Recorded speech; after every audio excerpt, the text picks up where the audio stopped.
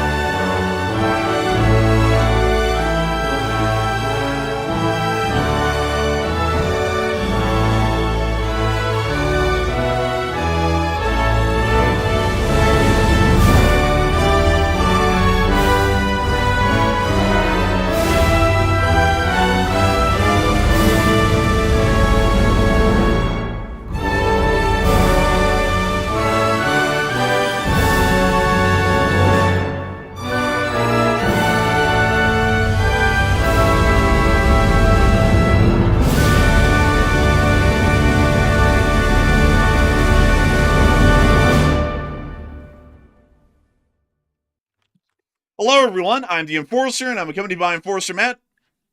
And good evening, folks. It's Enforcer Matt, and welcome back to day 1520 of the War News stream. And tonight we have very big news out of the Strait of Hormuz, Iran, and Europe once again. We are seeing that Iran has deployed more deadly sea mines in the Strait of Hormuz, which turns out to be a pretty accurate prediction that we made last night. We also see that U.S. fighter jets and aircraft carrier has arrived near Iran, and it looks like they are locked and loaded. And also, there's been more gunfire reported near Tehran in an unusual circumstance. And we have a lot of news, and it's good to see you all once again. And of course, we're going to be covering the past 24 hours of the news from around the world, as we have been able to hear of significant developments once again within the Middle East, Eastern Europe, and also East Asia, the Indian Ocean, Western Europe, and also the United States of America as well over the course of this day. According to information that has come out over the past 24 hours, U.S. armed forces are beginning to move and relocate significant numbers of additional forces into CENTCOM's area of responsibility for what may be future attacks against the Islamic Republic of Iran, as U.S. officials did leak to the press today that there is some sort of a contingency plan being made in the background right now to be able to possibly conduct further ground strikes against the Islamic Republic of Iran to be able to remove some of the government officials that may be more so jingoist and wanting to continue the conflict against the United States of America.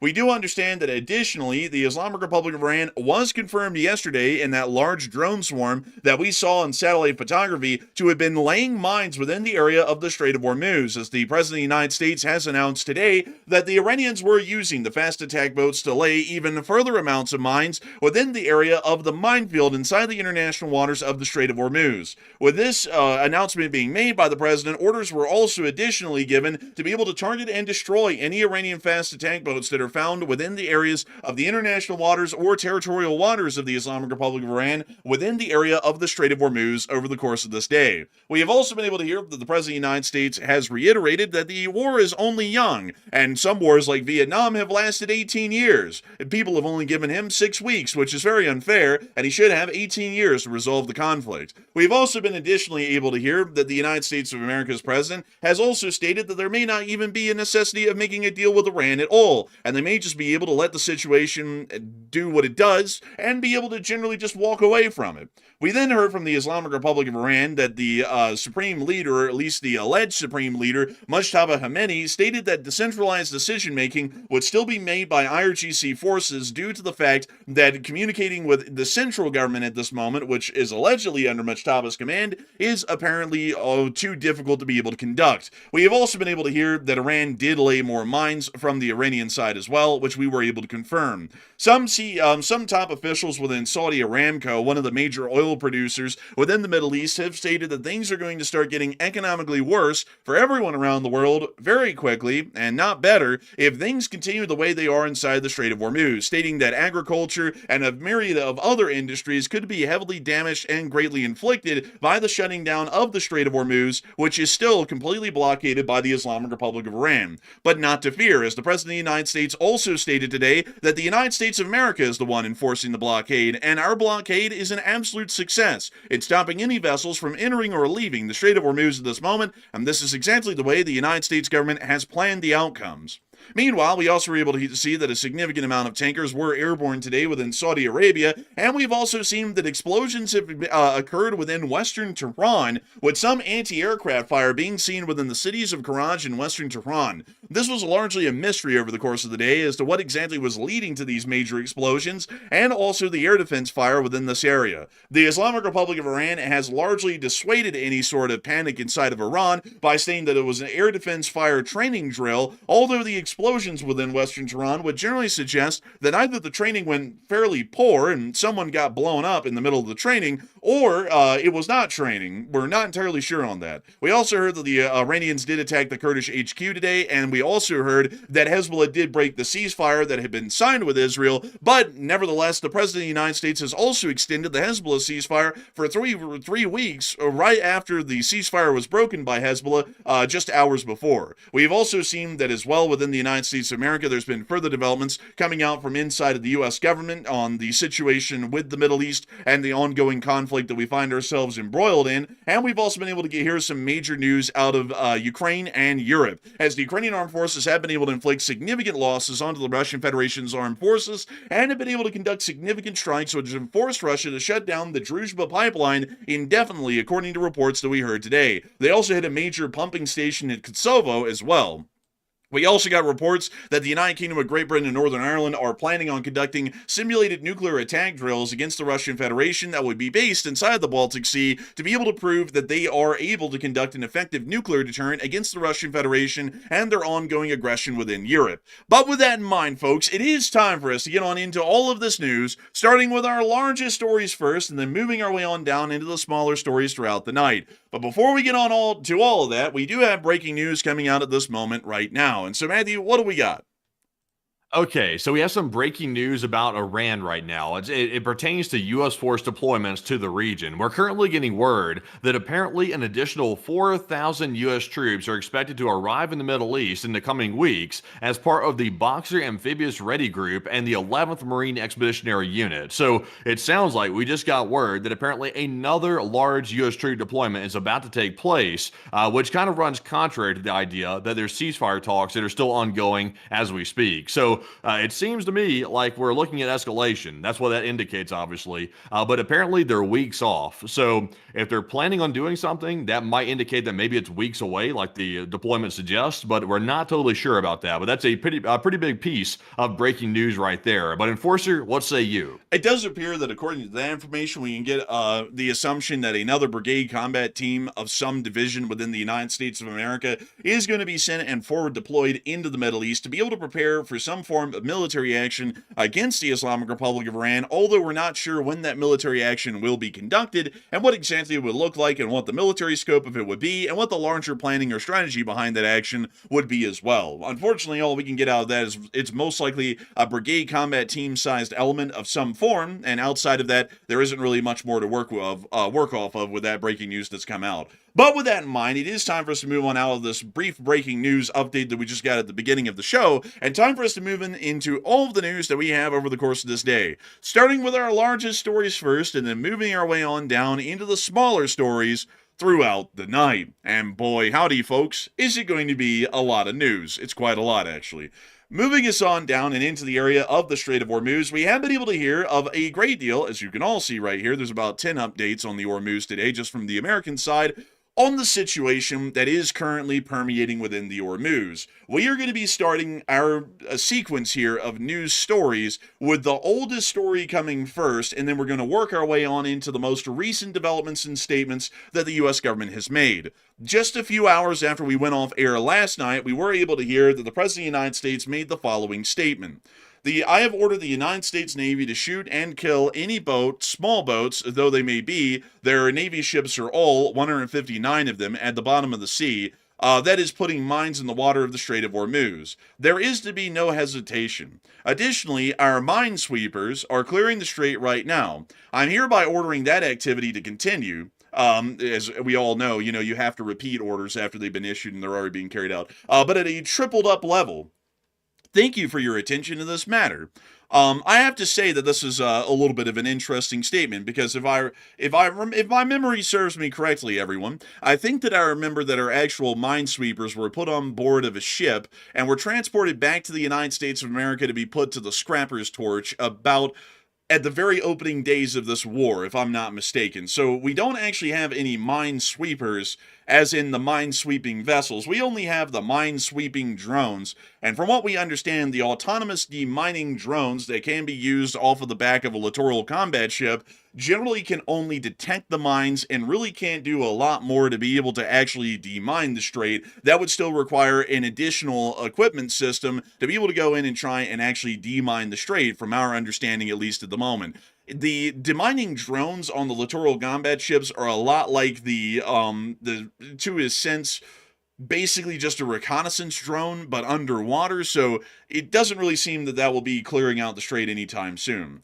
Additionally, I also remember, if I'm not mistaken, folks, that the President of the United States claimed that all of the mine-laying vessels were destroyed, along with their whole Navy, about a couple of weeks ago, and now we're hearing that apparently the small vessels, which we have been talking about here on the show, that were capable of laying the lighter weight Maham 7 mines were still capable and operational, and have apparently, as of yesterday, laid even more mines inside the strait. Many of y'all will remember us covering that news yesterday and giving our analysis on air that appeared to clearly be some sort of a larger swarm that was attempting to mass deploy mines within the minefield inside the Strait of Hormuz, and they would be able to do that as their hulls are fiberglass and don't give off any form of magnetism for the already existent mines within the area to be attracted to.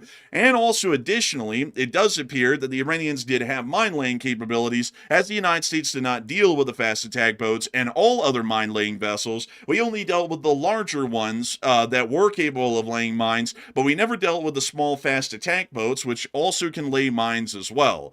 So it does appear that at this moment, the situation in the Strait of Hormuz has become even worse. Instead of there being a smaller number of mines, there is now a larger number of mines present within the strait. We're now assuming, as of today, the number could be anywhere in between 60 to 120, which is a fairly large range, but once again, we do not know how many Maham 7 lightweight anti-ship mines those fast attack boats were able to carry, and how many they dropped off. If they were able to carry one at a time, that means they maybe dropped off at least 30 of them yesterday. If they were able to carry 2 of them at a time, they were able to drop another 60 out there. We already knew that the pre-existing number was at least 20, and probably even higher than that. So if we're saying that there was about 60 or so mines that were laid yesterday, along with the 20 or more that are out there, it is definitely somewhere in between 80 to 120 at the higher end numbers. If it's at a lower end figure, then it's probably somewhere around 60. But there is obviously an incredibly large number of mines right now within the Strait of Hormuz, and the number is not decreasing over time. As a matter of fact, it is actively increasing. We have yet to see any confirmed U.S. military actions either striking and destroying these smaller fast attack boats, as we understand that a large amount of them have retreated to some form of secured bunkers and shelters along the coastline to where they cannot be directly hit and destroyed quite easily, meaning that we're largely waiting at this moment for them to come back out and into the open sea for us to be able to try and strike them and destroy them. So we're not really seeing that any military action has been conducted in that regard so far to be able to knock out the fast attack boats and stop them from continuing to mine the Strait in even larger figures with each passing day.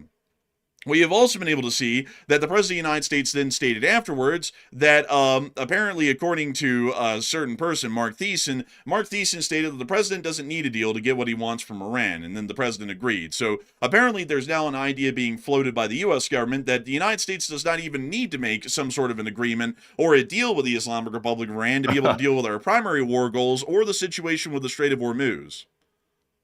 Yeah, it's a little bit weird, isn't it? Because the U.S. is the one pushing forward the ceasefire talks. They're the ones driving that forward. The Iranians don't want to talk. They refuse to show up to any of these meetings that are taking place inside of Pakistan. So it seems to me there's some double talk going on here for certain. It certainly does appear so, and also there's a greater question to be asked here, folks. How in the world are we supposed to deal with the Iranian nuclear program, their funding of terrorism, and also their intercontinental ballistic missile programs if we don't end up making some sort of a agreement with them to where they agree that they're not going to do that?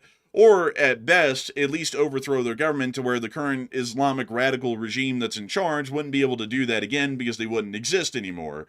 And also, how are we supposed to open the Strait of Hormuz if we're not actively clearing it right now?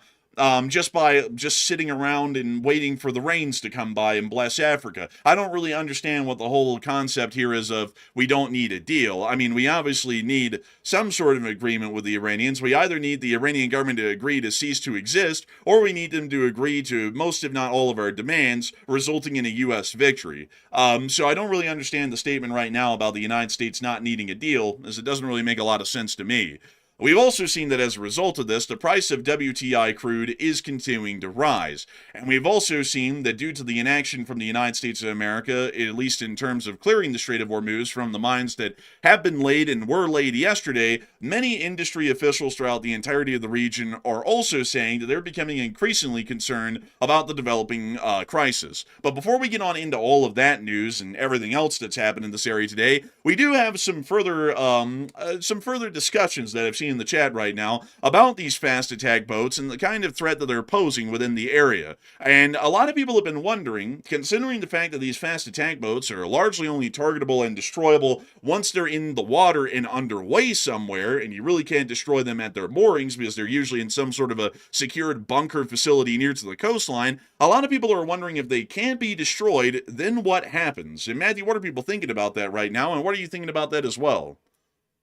Okay, so we did see today in the president's Truth Social post that he did order that all the fast attack boats that Iran has need to be destroyed immediately. And also, by the way, they kind of missed their window of opportunity because they were all in the Strait of Hormuz the other day, and for whatever reason, the U.S. did not strike them while they were literally speeding through the Strait of Hormuz. So they kind of missed that opportunity the other day. But they're saying that whenever they show back up again, though, they're going to blast the boats out of the water.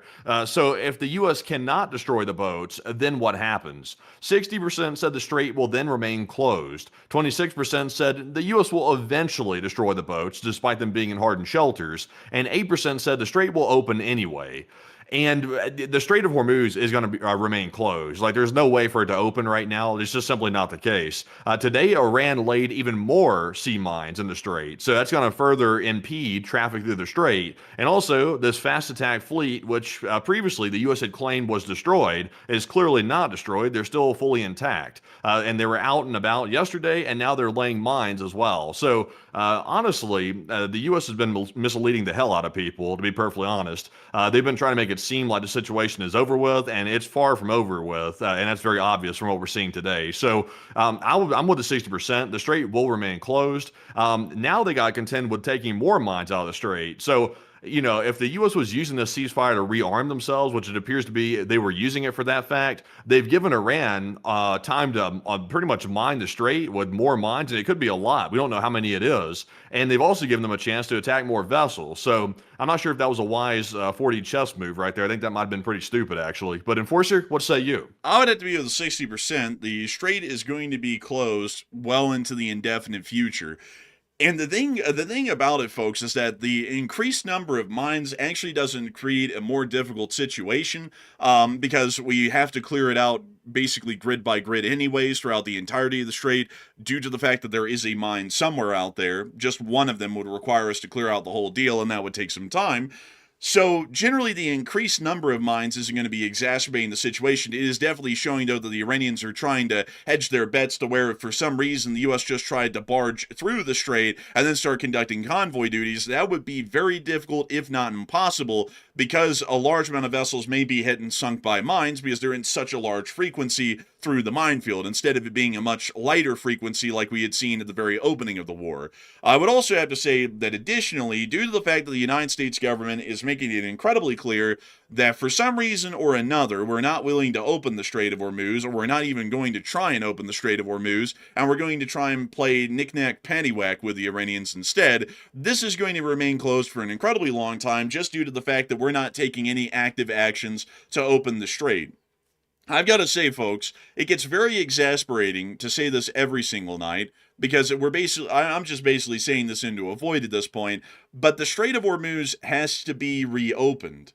If someone doesn't understand that, maybe they need to be removed from their position, so that way someone who can come in who would understand that would be able to take the reins and see that this is done effectively at this point, because continuing to allow the Strait of Hormuz to be closed for any extra days beyond today, starting a week ago, is damaging the United States and our sphere of influence to the umpteenth degree. It's to the point that You got it all wrong. You got it all wrong. You got it completely backwards. The U.S. is the ones that closed the Strait of Hormuz. We have total control over the strait. Like, if the U.S. wanted to, we could simply remove the blockade if we wanted to, and we have full control of it here in the United States.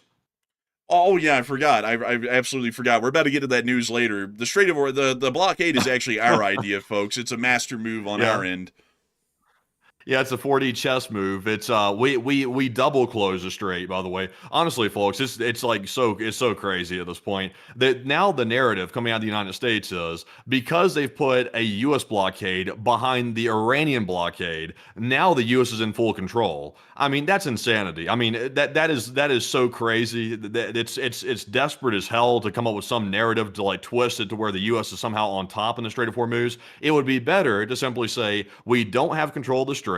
The blockade is trying to reverse the damage a little bit, the U.S. blockade, but we don't have control of it. And that's as simple as it is, and we're working on getting it open. Instead of pulling this nonstop bullshit routine that they're doing right now, it's really absurd.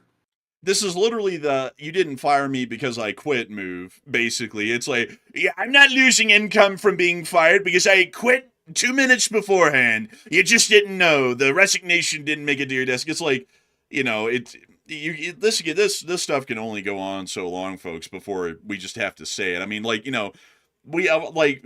it's not been conducted well throughout most of the conflict, and we've been seeing that for a while. And at this point, everything's just coming together now to show that this is an absolute disaster almost at this point. And it's crazy because the truth of it is, folks, is that if there was somebody in charge that had planned the war as in we were going to be fighting a long war of 6 months, instead of acting like, we're going to do a movie routine and kill the leader of an enemy country and then the whole thing collapses overnight, we wouldn't be in this situation that we're in right now, because the war plan would have focalized on the Hormuz first and then moved on to everything else second. We didn't really have to blow up Khamenei, the United States at least, to be able to win the war against Iran. As a matter of fact, that might have done us more harm than good, because we put so much priority on trying to get headliner stories out of the war on our targeted strikes that we didn't actually focus on the strategic side of things, of actually trying to win the war in its material sense by making sure the Iranians wouldn't be able to blockade the Strait of Hormuz in a snap action. And we also didn't really ensure that the Iranians would be able to generally try and militarily survive at some point on into the future.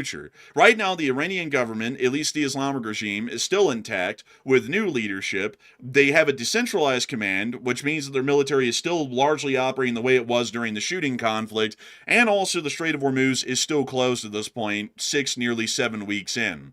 this is not a good situation for us to be in. And as a matter of fact, based off of our analysis that we had before this war even started, this is actually the worst case scenario that the United States could have been in strategically, due to the fact that the Strait of Hormuz was completely overlooked during the entirety of the earlier part of the conflict, when it was imperative that we deal with the situation.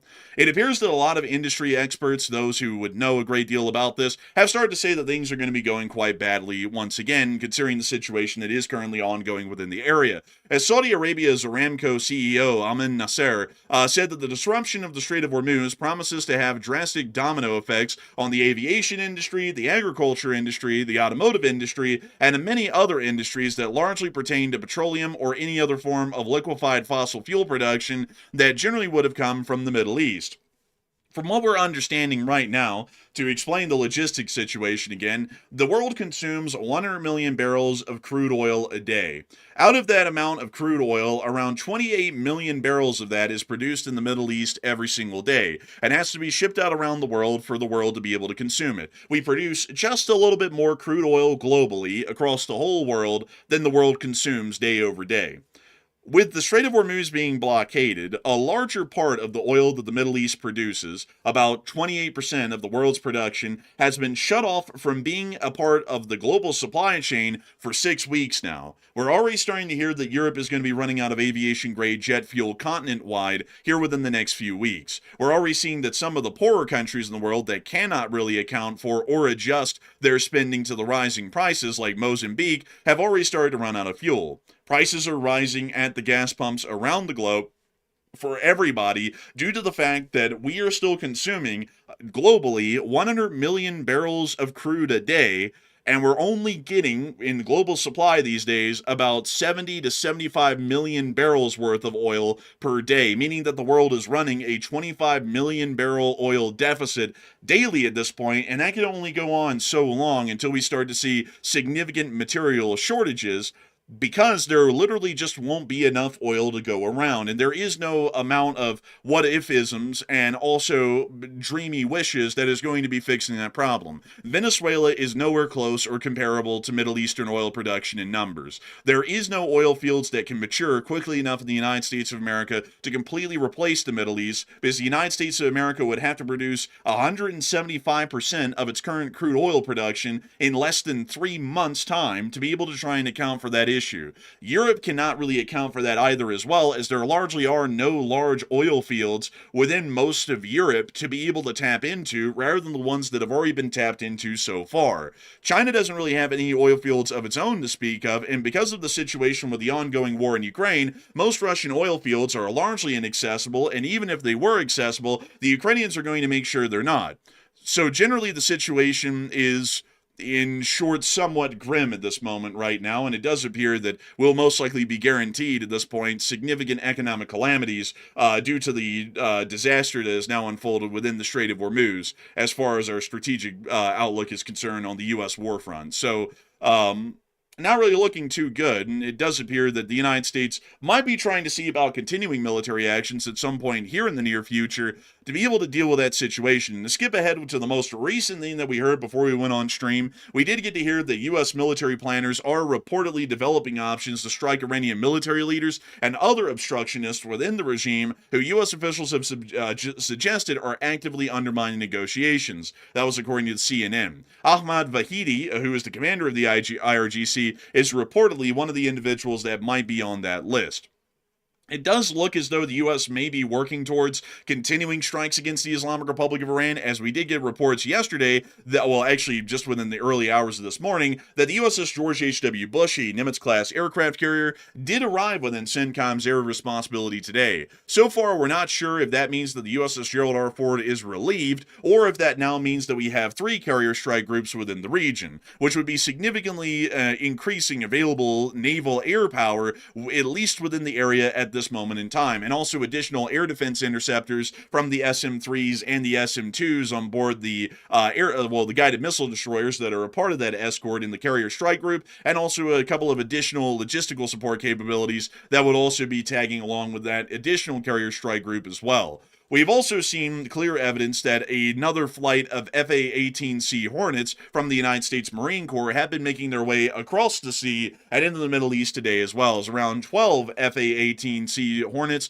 are making their way to the Middle East, and they were seen in this picture right here in Lajes in the middle of the Atlantic. We then saw flight radar information and ADISB transponders showing that a significant flight of KC-46 Pegasus aerial refueling aircraft were flying over that area and apparently bringing the FA-18s in tow to the Middle East, showing that additional air power is being brought into the area at this point. And with the breaking news that came out right when we were going on air that another 4,000 ground troops are also being moved into the area as well, it does appear highly likely, at least at this moment, that the United States of America may be trying to prepare for a continuation of the conflict, although at this point in time, we don't know exactly what that would look like and what that would be turning into over the next coming days and weeks. But actually, at this moment right now, we have more news, some news coming out. So, Matthew, what do we got? Okay, so it's really not breaking news, but it is something interesting here. I'm not sure if we had this in the news cycle tonight or not to cover it, but just to go over this real quick because it looks like it's piquing the interest again. Apparently, according to some reports that are out there, a U.S. Navy sailor that was assigned to a minesweeper that was allegedly heading to the Middle East was apparently just medically evacuated after he was scratched by an Asian monkey while ashore in Thailand.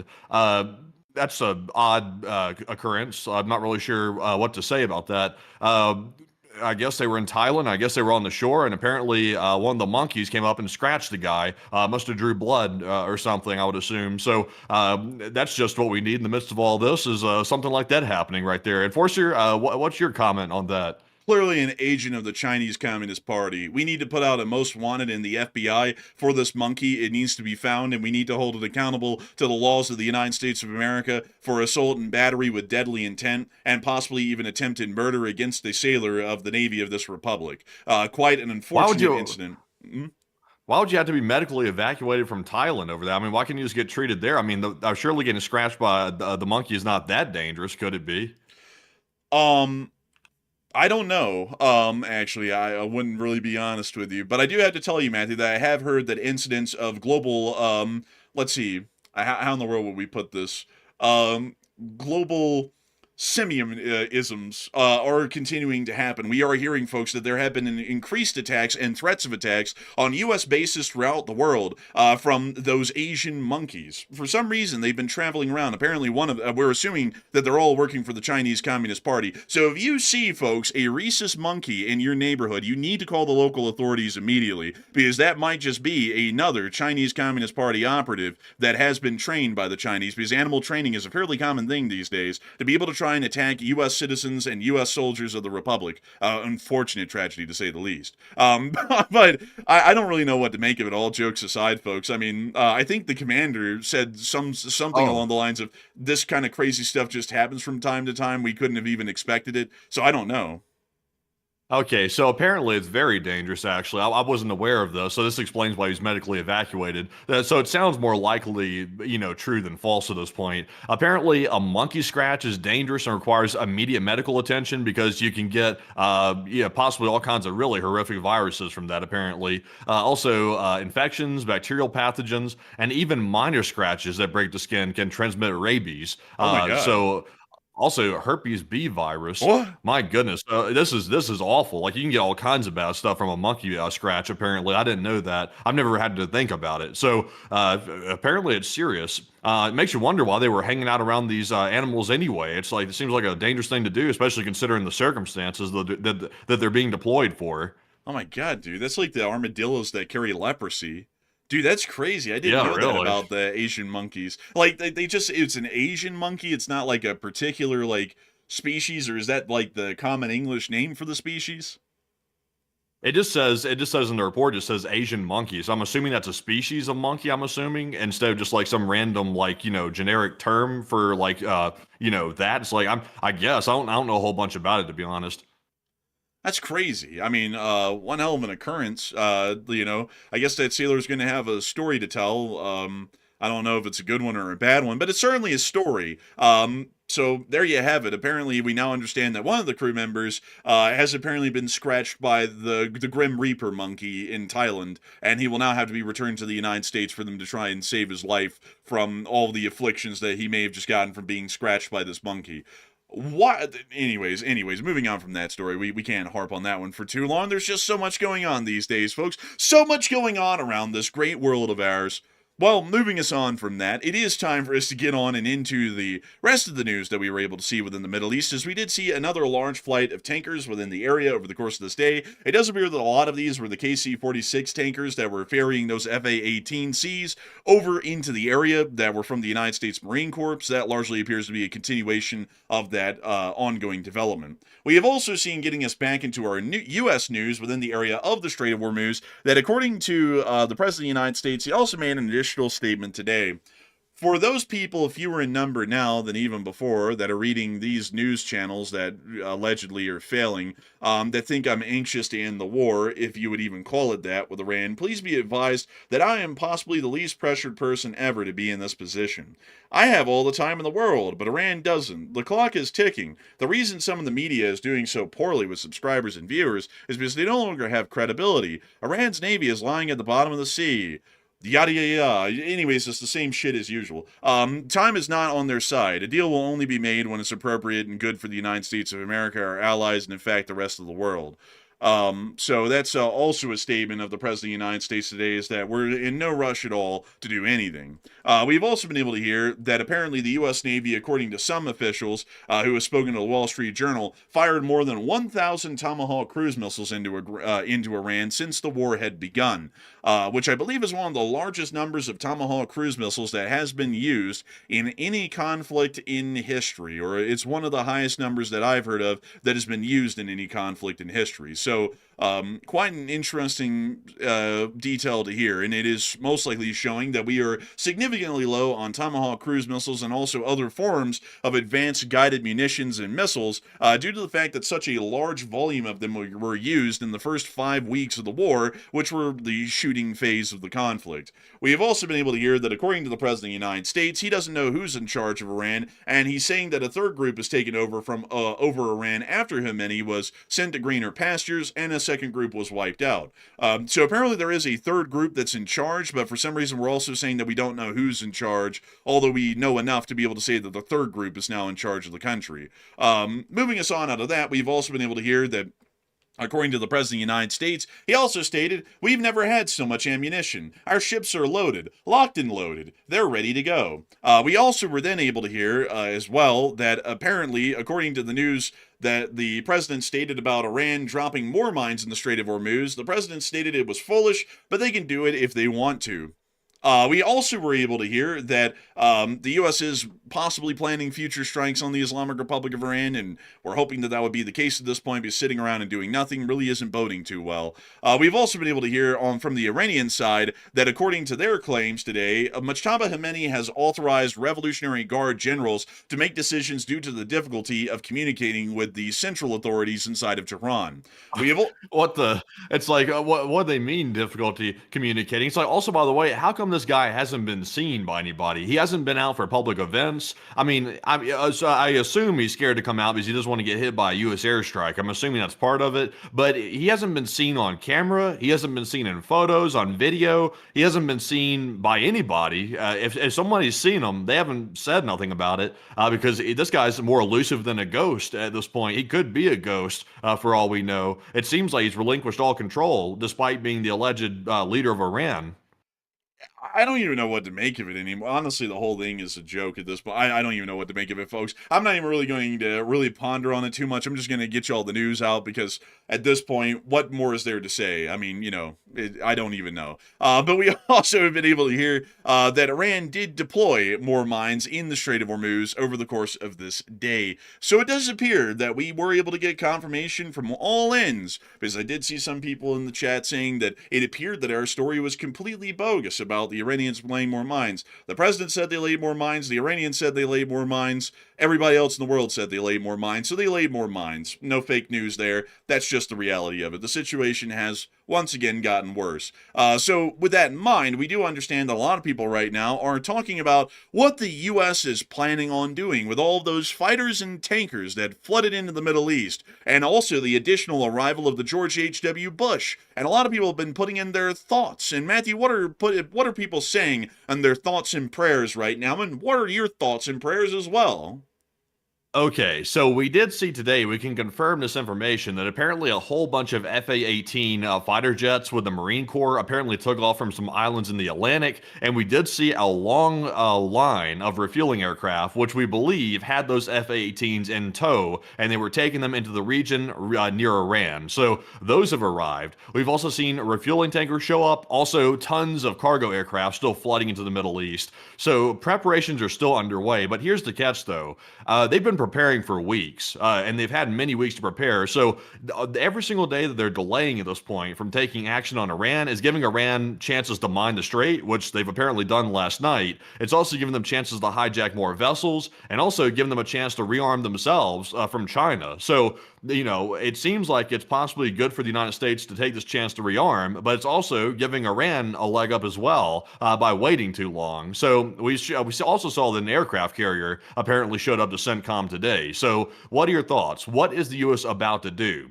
55% said the U.S. is preparing new airstrikes, and that'll pretty much be it. 30% said the U.S. is preparing to open the Strait one way or another, and 8% said the U.S. is starting a defensive posture. So it's kind of hard to say at this point. I'll be completely honest. I thought we would have seen by now already some type of ground operation, or at the minimum, new airstrikes. That's what I thought was going to happen, but they're still stalling, and they're still saying they're trying to have ceasefire talks, even though there's no hope in hell of a ceasefire or a peace deal being made. So I don't know. Like at this point, I'm not sure if they really know what they're doing at this point or what, but the situation is getting worse by the day every time the U.S. doesn't take action. So I'm not really sure what to say.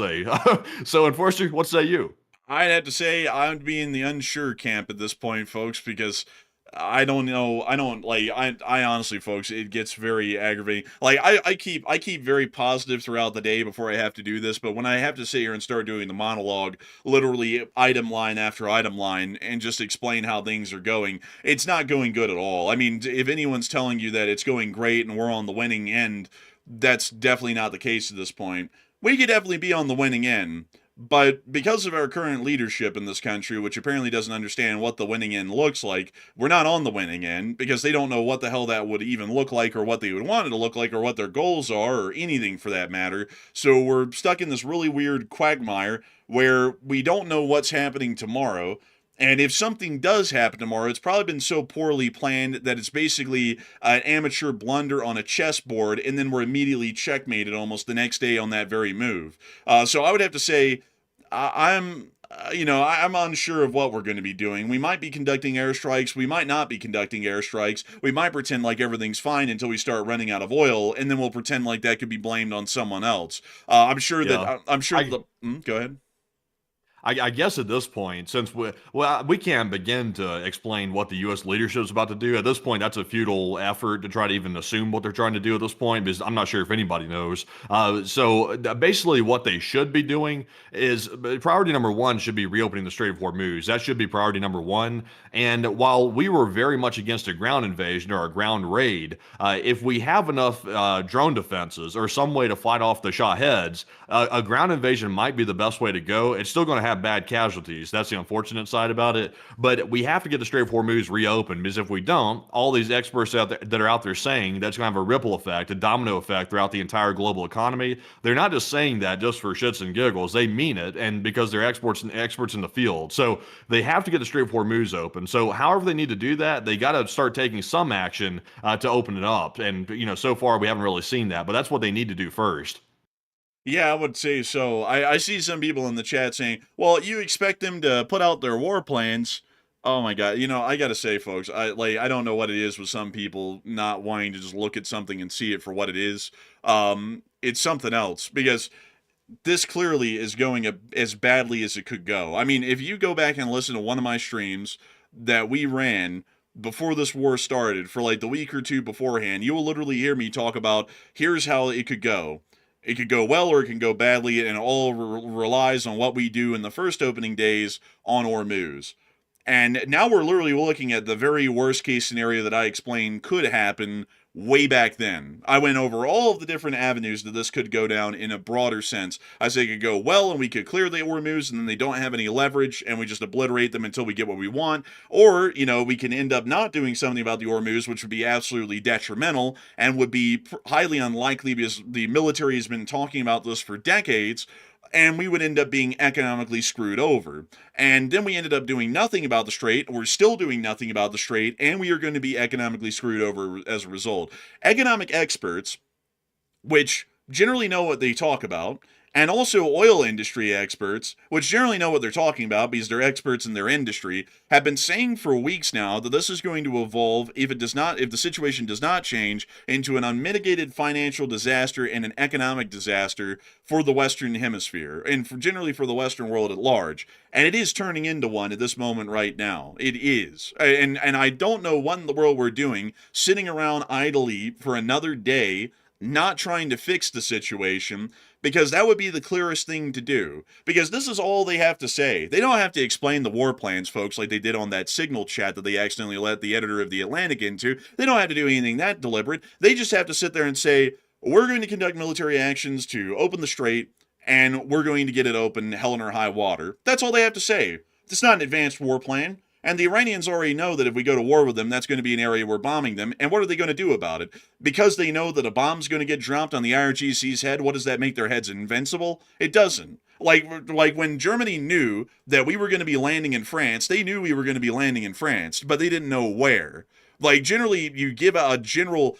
You give the plan, like there is a general broader framework of a plan, and the public should be able to know what it is, because if you have any brains and you did come up with a plan, it's very easy to give someone the broader statements of the plan. Like I told y'all before the war, I said that if I was the president, my plan would be to wipe out anything that could pose a threat to the Strait of Hormuz on the opening days, and then move on to deal with everything else inside of Iran. The government is the lowest priority because bombing Khamenei will achieve nothing. That's what I was saying back then, and that was the plan. Didn't have to get into all the intricate details of what planes were taking off when and bombing what and where and all of that, because that is getting into operational security. But giving people the broader scope of a plan, like the general, just one sentence summary of it, is not going to be hurting anyone in the long run. That's been done throughout all of history, and to act like it hasn't been would be absolute insanity. It's showing that they don't have a plan. But we also did get to hear that in the meantime today, some other interesting development did happen up in Tehran,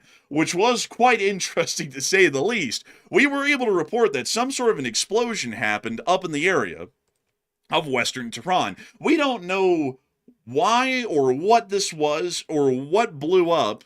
We don't know anything about it. We just know that there was an explosion and that was it. Not long afterwards... They could be back. They could be back to shooting down their own drones again. It's very possible, because remember when they were getting scared last time, because they know that an attack's probably coming soon, so they're probably getting trigger happy, I would imagine, with their air defense. The last time we were around like this, we saw that Tehran was shooting down their own drones over the sky, and then they said, "Oh, it was an Israeli drone." And it turned out it was an Iranian drone, their own drone that they shot down before, just because they got scared. Yeah, I would have to say that generally might be the case, because we did get to see that not long after that, videos started to come out from Karaj and Tehran showing large amounts of air defense fire throughout the area. This clip here is showing some of those air defense shells proximity fusing or time fused detonations within the upper area of the skies around Karaj.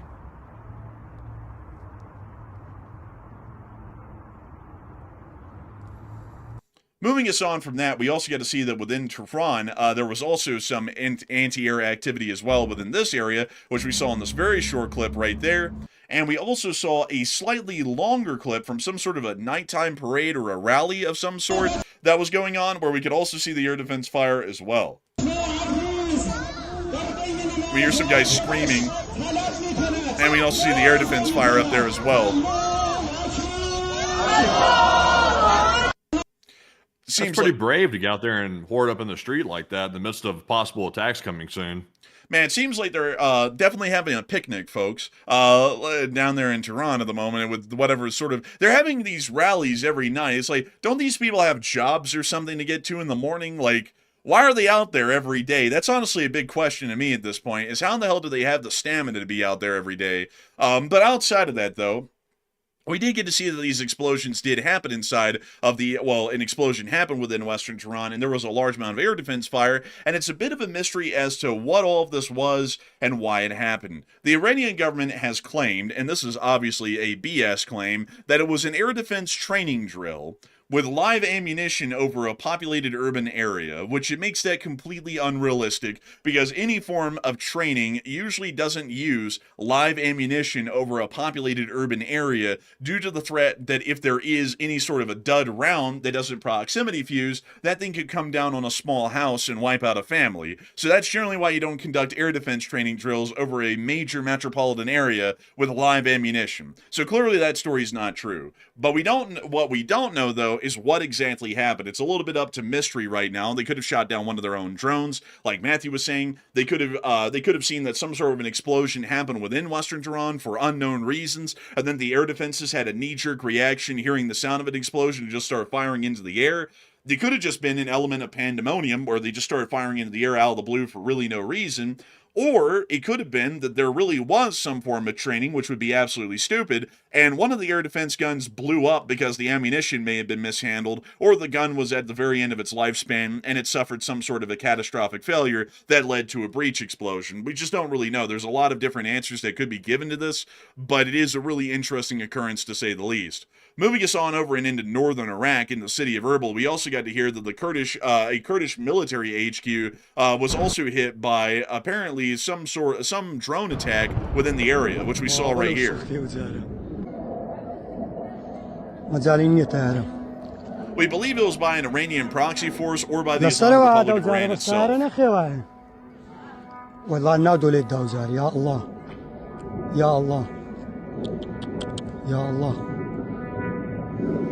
And we hear another drone coming in. And that's the end of the clip. But moving us on from that, we also got to see this one as well that had music inside of it and the explosion as well. Generally showing the same thing from a slightly different angle with better tunes. Now, moving us on over and into the area of Israel, I'm sure that the Israel-Lebanon Hezbollah ceasefire has done incredibly well. Let's see what's going on. Yeah. Oh, no. It's rockets. Looks like that ceasefire lasted a couple of days. In the meantime, though, after that happened, just a few hours later, we were then able to hear another great piece of news from the President of the United States. Actually, as a matter of fact, this was posted only about 40 minutes after Hezbollah, kind of broke the ceasefire by firing more rockets into Israel. But the President of the United States, the Vice President of the United States, Secretary of State, and the Ambassador to Israel and the Ambassador to Lebanon met today with high-ranking representatives of Israel and Lebanon in the Oval Office. The meeting went very well. The United States is going to work with Lebanon in order to help it protect itself from Hezbollah. The ceasefire between Israel and Lebanon will be extended by 3 weeks. I look forward in the near future to hosting the Prime Minister of Israel, Bibi Netanyahu, and the President of Lebanon, Joseph Aoun. It was a great honor to be a participant in this very historic meeting, the President of the United States. Apparently, we are understanding, folks, that it was a mostly peaceful rocket attack on Israel. They were only voicing their frustrations to their systemic oppression that's been happening to them, and it has really no impact on Hezbollah's thoughts against Israel. The fact that, one of their mottos is death to Israel has no impact on that at all, and we also understand that it has no impact on the ceasefire whatsoever, because once again, the armed attack against Israel was mostly a peaceful demonstration, and for that reason, it's having no impact on the ceasefire so far. So it will be extended another 3 weeks. Also, by the way, Matthew's telling me to clarify the sarcasm. I don't really know to what extent, because I feel like the sarcasm is a little bit obvious. But, obviously the ceasefire. I just want to make it clear, so that way if a YouTube reviewer listens to it, they don't think you're supporting Hezbollah or something. Oh, well, I mean, obviously it's sarcastic. I mean, a rocket attack against a country like Israel or any country for that matter is definitely not a peaceful affair. As sarcastic as I can be, it's clearly another armed attack against the Israelis. but, just out of the blue of it all. Apparently, this one doesn't matter, according to the United States government, which is a little bit interesting. But anyways, moving us on from that, we are going to be moving on out of the Middle East in general and on into the area of the Indian Ocean, as we did get to see that the United States of America, according to the U.S. Department of Defense, did board and seize another vessel today that is alleged of conducting sanctions evasion by the United States of America. We did see the helicopters pulling up alongside and dropping off the Marines on board, which then proceeded to the bridge, seizing the vessel. We could also see the U.S. auxiliary vessel that launched the helicopters that then arrived and started to drop off the forces on board the ship to be able to board it and seize it. So that That's is pretty calm. It's a pretty calm boarding of that ship right there. They just literally roped down, calmly walked to the bridge, took it over. They didn't seize this one, though, I don't think. I think they just went on board and they inspected it, and then they might have left after that. Let's see here. Let's see. We continue. They just say a maritime interdiction and a right of visit boarding. So I guess that would be true, but then they say it was transporting oil from Iran, which means that it would be seized most likely. So, I mean, I guess you are right. They just boarded it and left, but that's a little bit interesting. They're saying it's stateless, which one would most likely bring up some significant questions and lead to it being seized. And they also said that it was transporting oil from Iran, which would also lead to it being seized. And weirdly enough, they didn't really state specifically that they actually seized the vessel. So a little bit interesting with that one. I don't know what to make of it, but we'll have to see. We'll have to see what comes out of that. But moving us on out of that little bit of news and circling us back into Tehran, a lot of people currently right now are talking about the air defense fire that was sporadically seen over Tehran and Karaj over the course of this night. And Matthew, what are people thinking about that, and what are you thinking about that as well? Okay, so now that we saw the air defense fire over Tehran and other cities, what do you think is really going on? 40% said Iran's getting trigger happy, meaning they're getting scared, while 33% said Iran is shooting down Israeli or U.S. drones, and 13% said Iran's shooting down their own drone. And I personally think that Iran's getting trigger happy. They know that an attack is likely imminent, and they're simply getting very worried. And we saw this the last time before the attacks happened on Iran. Iran started doing this exact same thing. So they probably know it's coming, and their air defense people are probably getting a little bit shaky in the legs a little bit, and they're also getting shaky in the trigger finger. So once one of them starts opening up fire in the sky, they pretty much all start opening up fire just to play it safe. And they don't know really what they're aiming at. They're just firing just for the hell of it. So I think that's probably what's going on. So I'm with the 41%. But Enforcer, what say you? I'd have to say that Iran is probably getting trigger happy again.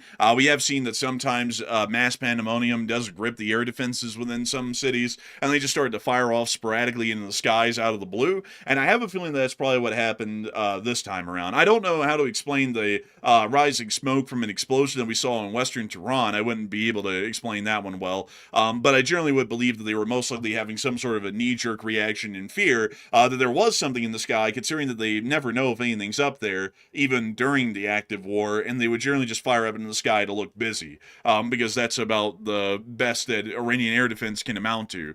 So, with that, I hope that does address that well. And with that in mind, folks, it is time for us to move on and into the rest of the news that we do not have from the Middle East, which is going to be moving us on into China, Eastern Europe, Western Europe, and the United States of America as well. There might be a couple of additional pieces of news that did come out of the United States today that might pertain to the Iran situation, but generally, we're going to be moving on into slightly more positive pieces of news today, things that turned out a little bit better than what was going on in the Middle East. But before we move on from that, I do have to thank all of y'all so much for watching so far. It's an absolute honor and a pleasure to know so many people have been watching this stream, and I hope that we've been able to cover the news accurately and reliably once again tonight and give some pretty decent analysis. Now, before we move on into the rest of this news, I do want to make sure that we take a moment to be able to address 3 questions from the chat, and then we'll be moving on into the rest of the news for the night. So, Matthew, what do we got?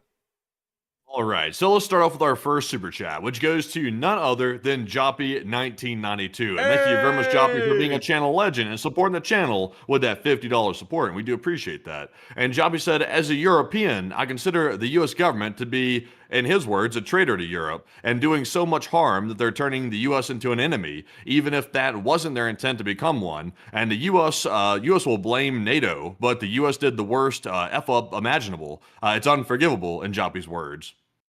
I would have to say that it's really hard, folks, for me to have to deal with a day like today, because me personally, folks, I'm a huge patriot of the United States. Very proud of the people of this country and the history of our nation and what we've been able to achieve and what we've been able to accomplish. But if anyone ever said that what we were doing within the Strait of Hormuz right now and with the larger war with Iran and everything else in foreign policy was a good and solid approach, they are absolutely blind to reality and facts. What we've been doing for an entire year at this point has largely been horrendous on most every end. I've never seen foreign policy that's this bad, and we just came off of the tail end of a presidency that put out, in my opinion, one of the worst foreign policies that we had seen at least within the past 100 years. I don't really know how that could be topped, and yet we're watching it get topped in live time. And it's really annoying. What do you think he's referring to? Do you think he's referring to the Strait of Hormuz screwing over Europe, or is he referring to fracturing NATO? Because, I mean, both of those are pretty monumental. It could be either one. I'm not sure. Out of both of those huge F-ups, I'm not sure which one he's talking about.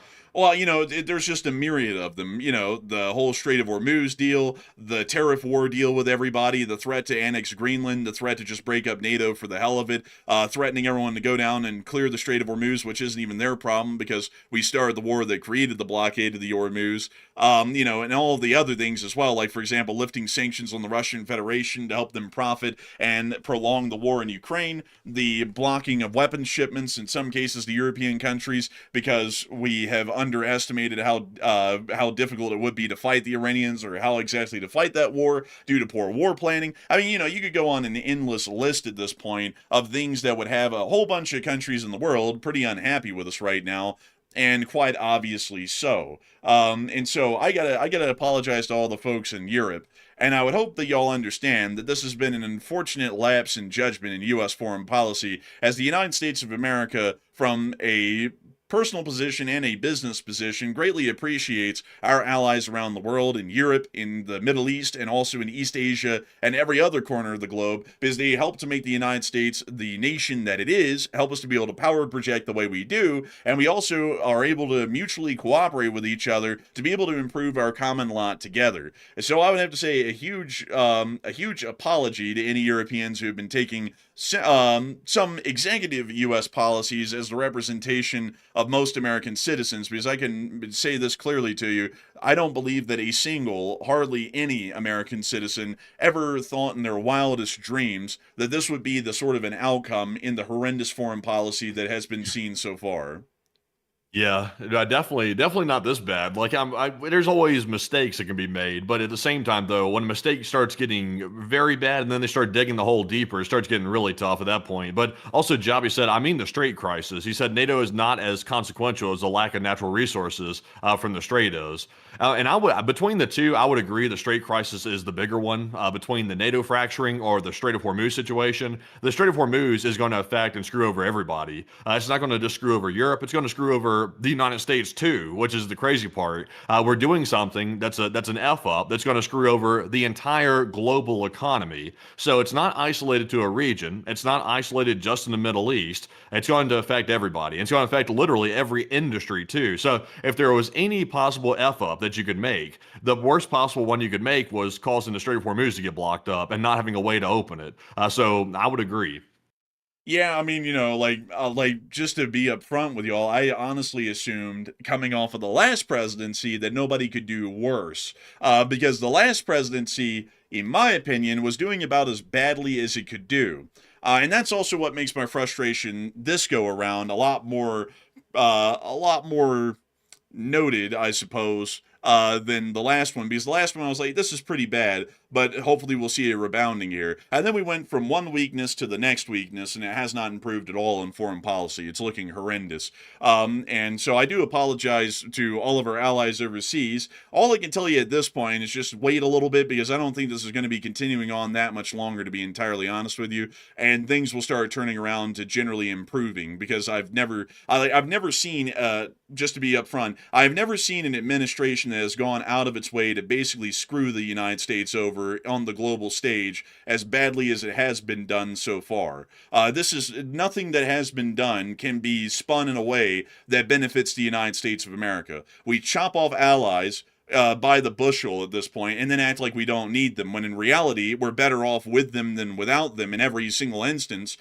We continue to basically piss on everyone in foreign policy. We don't really plan in ways that factor in our allies' considerations or make sure to protect them to show that we're a reliable partner. It's something else. I mean, I've never seen an administration that's done so much to give America a bad reputation globally that would make a lot of people possibly even consider packing up and going over to the Chinese side, because they consider the Chinese to be a more reliable partner and a larger ally than the United States, which is not a great position for us to be in foreign policy, is to actively make the advertisement for China on our own actions as to why we're not a reliable ally and they might want to become communist aligned. But anyways, with that, I hope that does address that the best I can. And with that, we are on to the next one.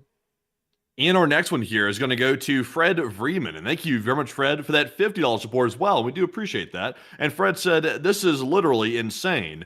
Talking about Iran and the Middle East, how much BS can we handle? And the police enforcers try to make some sense of it all for us. Please, it's so darn simple. Oil prices up, supply down, something, whoop Iran, rebuild, duh. I just like trying to make some sense of it. Like, I'm not just trying to be a defeatist here, but at this point, though, the U.S. has to have a coherent plan at some point, because they either have to commit to a ground invasion, which could be costly when it comes to casualties, or they have to restart airstrikes. I mean, some type of action has to start again. We can't just stay in limbo where we're trying to force negotiations that don't want to happen inside of Iran. We can't keep doing the limbo routine. So sadly, I don't have any sense to make out of it. We're just going to see how it goes and see what the next move is. But Enforcer, what say you? I would have to say I don't even know how in the world to fix this mess at this point. I mean, it's almost beyond salvaging in the situation that it's in right now. I mean, the one thing that could be done is you could try and break the blockade. But at this point, it's like, with us basically just giving them every extra day at this point, every day, to further strengthen and solidify their defensive positions around the Hormuz, that battle is becoming even harder to win with each passing day. And some people were saying, while it would be a hard fight to win at the start, it's like, well, who's to say what it is right now? Because we're not keeping up pressure on them. We're not even attacking them. We're basically just letting them build up their own defenses. So when we have to inevitably, forcibly try and open the Strait, they might be able to hold out for as long as they can before we can clear them out and then start demining the Strait.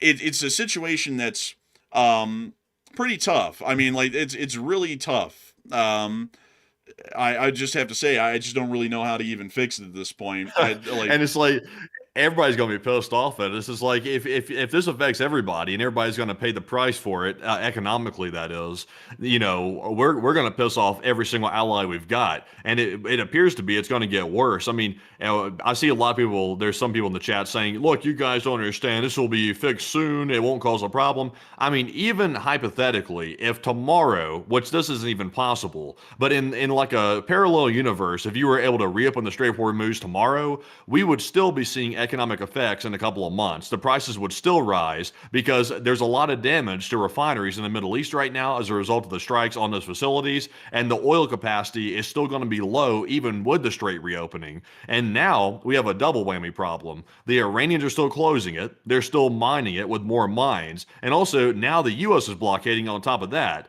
So, I mean, you literally couldn't get any more complex. I mean, technically, if the Chinese showed up and added a third blockade to it, I guess it could become more complex that way. But that's not realistic. So, I mean, it's literally as complex as it'll get right now, and it's a very tricky one to solve. Yeah, I would have to say, I don't really get it. Also, I just saw someone say, and this one actually got me. Someone said, you won't read my comments because it makes too much sense. Well, I'm about to have to deconstruct it because I did read it. And I was like, that doesn't make sense. They said, y'all are always seeming to forget we literally took over Venezuela and we own the oil. So yeah, it's okay we're blocking the Strait because they're just going to be buying oil from us. Jesus. I got to say, the confidence that you have in such a incorrect statement is really, like, commendable. I like to die on a hill that is hardly even a hill. It's more so a hole in the ground. I mean, that's something else. Okay, so explain to me, since you know everything, how in the world does 1 million barrels of oil a day amount to 23 million barrels of oil a day from the Middle East? Tell me how 1 million is equivalent to 23 million. Tell me how that works. and maybe that would make sense. But it doesn't make any sense at all because 1 million items does not equate. It's not equal to 23 million.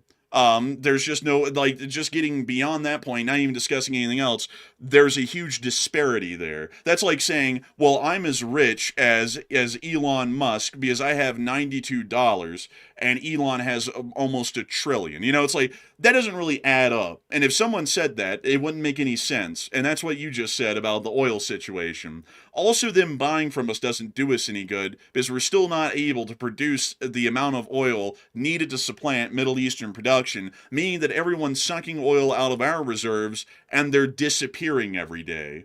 So I mean, you know, it not really a great hole to die in right there. Like, you know, to really try and get a common address like that that's that poorly thought out. I mean, that was a rough one. But anyways, I hope that does address that well. And a big thanks to your support, Fred, and helping this channel to keep it running. Because if it wasn't for folks like you, we wouldn't be able to make this channel possible, and we wouldn't be able to keep it running. And so with that, we are on to the last question of this segment, and then we're going to be moving on into the rest of the news for the night. Man, I'll tell you what. I tell you, like some people's brain is like dang, like Arnold Palmer tea. It's kind of half and half. Like so it's man, it's like some comments. Like I will say this, like it's very rare that I will say like a comment stupid. Like you know, even crazy ideas that are kind of on the fringe. Like sometimes there is some stuff there that you're like, well, you know, there is something to explore. But there are some comments that are clearly politically motivated to the point where it's like, why the hell would you even say something like that? It's like, are you that deep into politics that you would say something that stupid just because your guy says it? It's like, you know, half and half, you know, like the tea. But moving on here to our third and final. Man, honestly, man, I wish I could run into one of these people in real life, and I hope they were loaded like a multimillionaire, because I would tell them, hey, you know, you just said that, and you're totally right. So I'm going to give you $5, and you give me all $5 million in your bank account, and clearly we're even. It's an equal exchange of currency. And they ought to agree because that's what they're arguing there. Like in those sorts of statements, that's exactly what they're arguing. So give me all of your life savings and I'll give you $5 in return. And according to you, that's an even amount. It's equal to each other in value. But anyway, so we are on to the last question of this segment. So this one goes to Ross Nibb, and thank you, Ross, for that $50 support as well from Australia. And he said the White House does have a plan for Iran. He said it's commonly known as the no plan. Oh, LLT. And unfortunately, Ross, you are correct. Like I didn't really say that before now because I was like, well, you know, maybe it takes a little while for their plan to coalesce and actually be visible to us. Because I will admit, the Venezuela plan, even though it didn't go exactly the way we thought it was going to go, and it still wasn't a full success, it still generally turned out to be a win, and it took a while for that plan to coalesce. But with the Iran plan, it keeps getting worse. And also, it's not getting better. It's getting pretty negative every single day. So I think they don't have a plan. I think the people that have been saying that the entire time, I think there's definitely some truth to that. But Enforcer, what say you? There is definitely not a plan. Because if there was a plan, we would be seeing something that looks like a plan, and we haven't seen that yet. And I think that a lot of people are missing that. Unpredictability, folks, is not a plan. And I know that a lot of people watched, like back in the day, Heath Ledger's Joker, and they were like, oh, well, you know, he acted all unpredictable in this movie, and that gave some idea to people that sometimes unpredictability could be the predictable plan. But that's not how real life works. You see, there's this thing called Hollywood and script writers, and they write these things called scripts, and they're really cool, but nothing ever works like that in real life. Like, if you tried to kill Xerxes in the movie 300 to defeat the Persian army, you know, and you just expected that after you killed Xerxes, all of the Persian army guys are just going to go running for the hills, that wouldn't happen. And if you think that, you know, unpredictability is actually a predictable plan, it's not. If something looks so unpredictable that it doesn't appear that there is a clear path to an end goal, then there is no clear path to an end goal and there is no plan, because that's obviously seen. You can literally watch it happen. And I'd have to generally agree at this point, I don't really think there is a plan. And I think that this is why this is going so poorly, because I think they only planned out the first 3 days. And then the rest of this all has been winged, which is not really a great thing to see. But a big thanks to you for the support and helping this channel to keep it running, Ross. And long live the Lee Spring Army, and the Lee Spring Army will never die. And really quickly, I do want to address this because I've seen a couple of folks say this tonight. And I want to address this really quickly because some people say, wow, for y'all to claim that y'all are pro-Americans, y'all are really criticizing the U.S. leadership. And here's why. being an American patriot doesn't mean that you blindly support someone when they're leading you into a wood chipper. Like, that doesn't, like, patriotism and blind stupidity are two different things. Having pride in the country means for me, that I demand excellence. Like, we don't elect people just so that way they can run us all into a wood chipper, and then we can say that it was a great and incredible time to get ground up in the wood chipper. I'm generally expecting that they're able to guide the country into good times or continue to see that the good times roll.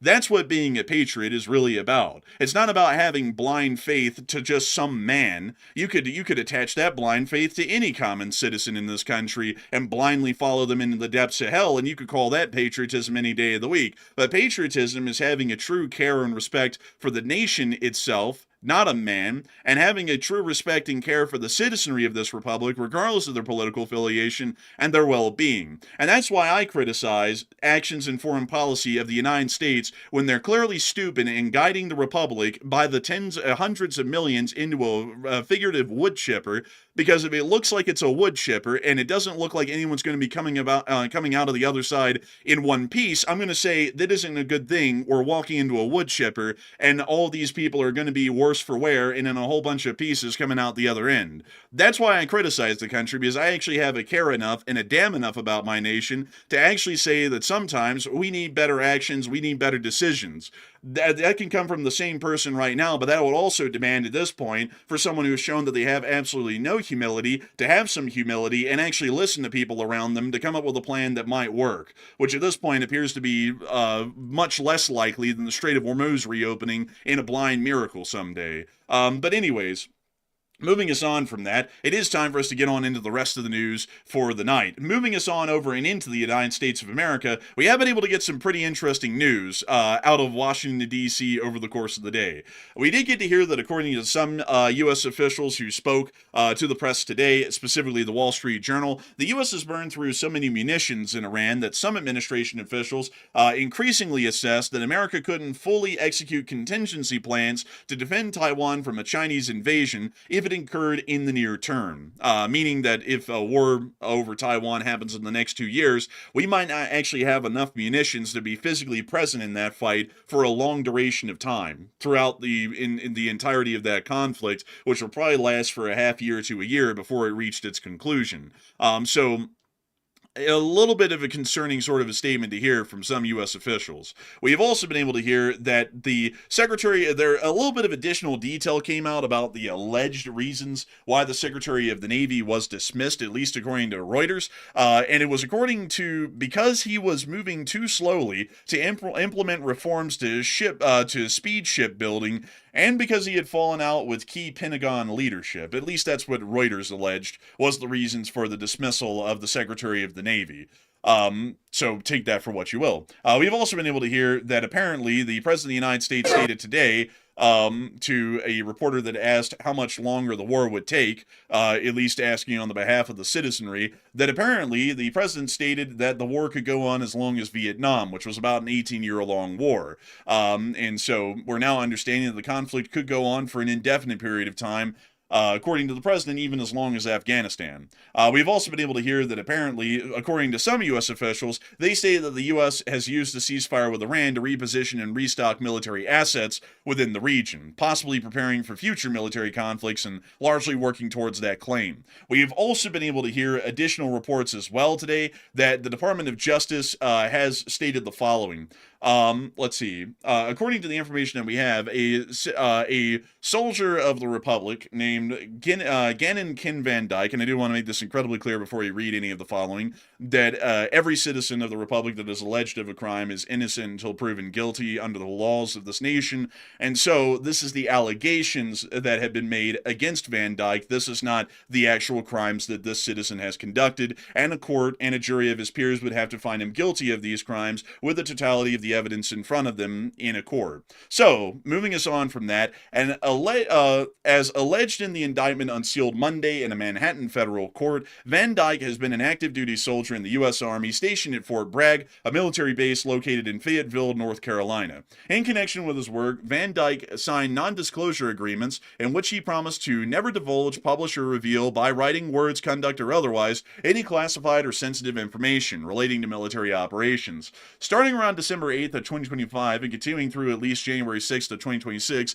Van Dyke was involved, or allegedly involved, in the planning and execution of Operation Absolute Resolve, a military operation to capture Nicolas Maduro, and had access to sensitive, non-public, classified information about that operation. In 2025, Polymarket, a prediction marketplace operated by a certain incorporation, began offering binary event contracts related to whether certain events involving Venezuela and or Maduro would or would not occur. These events, those events contracts included the future likelihood of U.S. forces in Venezuela by certain dates, the future likelihood of Maduro being out or removed from power by certain dates, the future likelihood of the U.S. invading Venezuela by or on or before the 31st of January of 2026, and the future likelihood of the president invoking war powers against Venezuela by a certain date.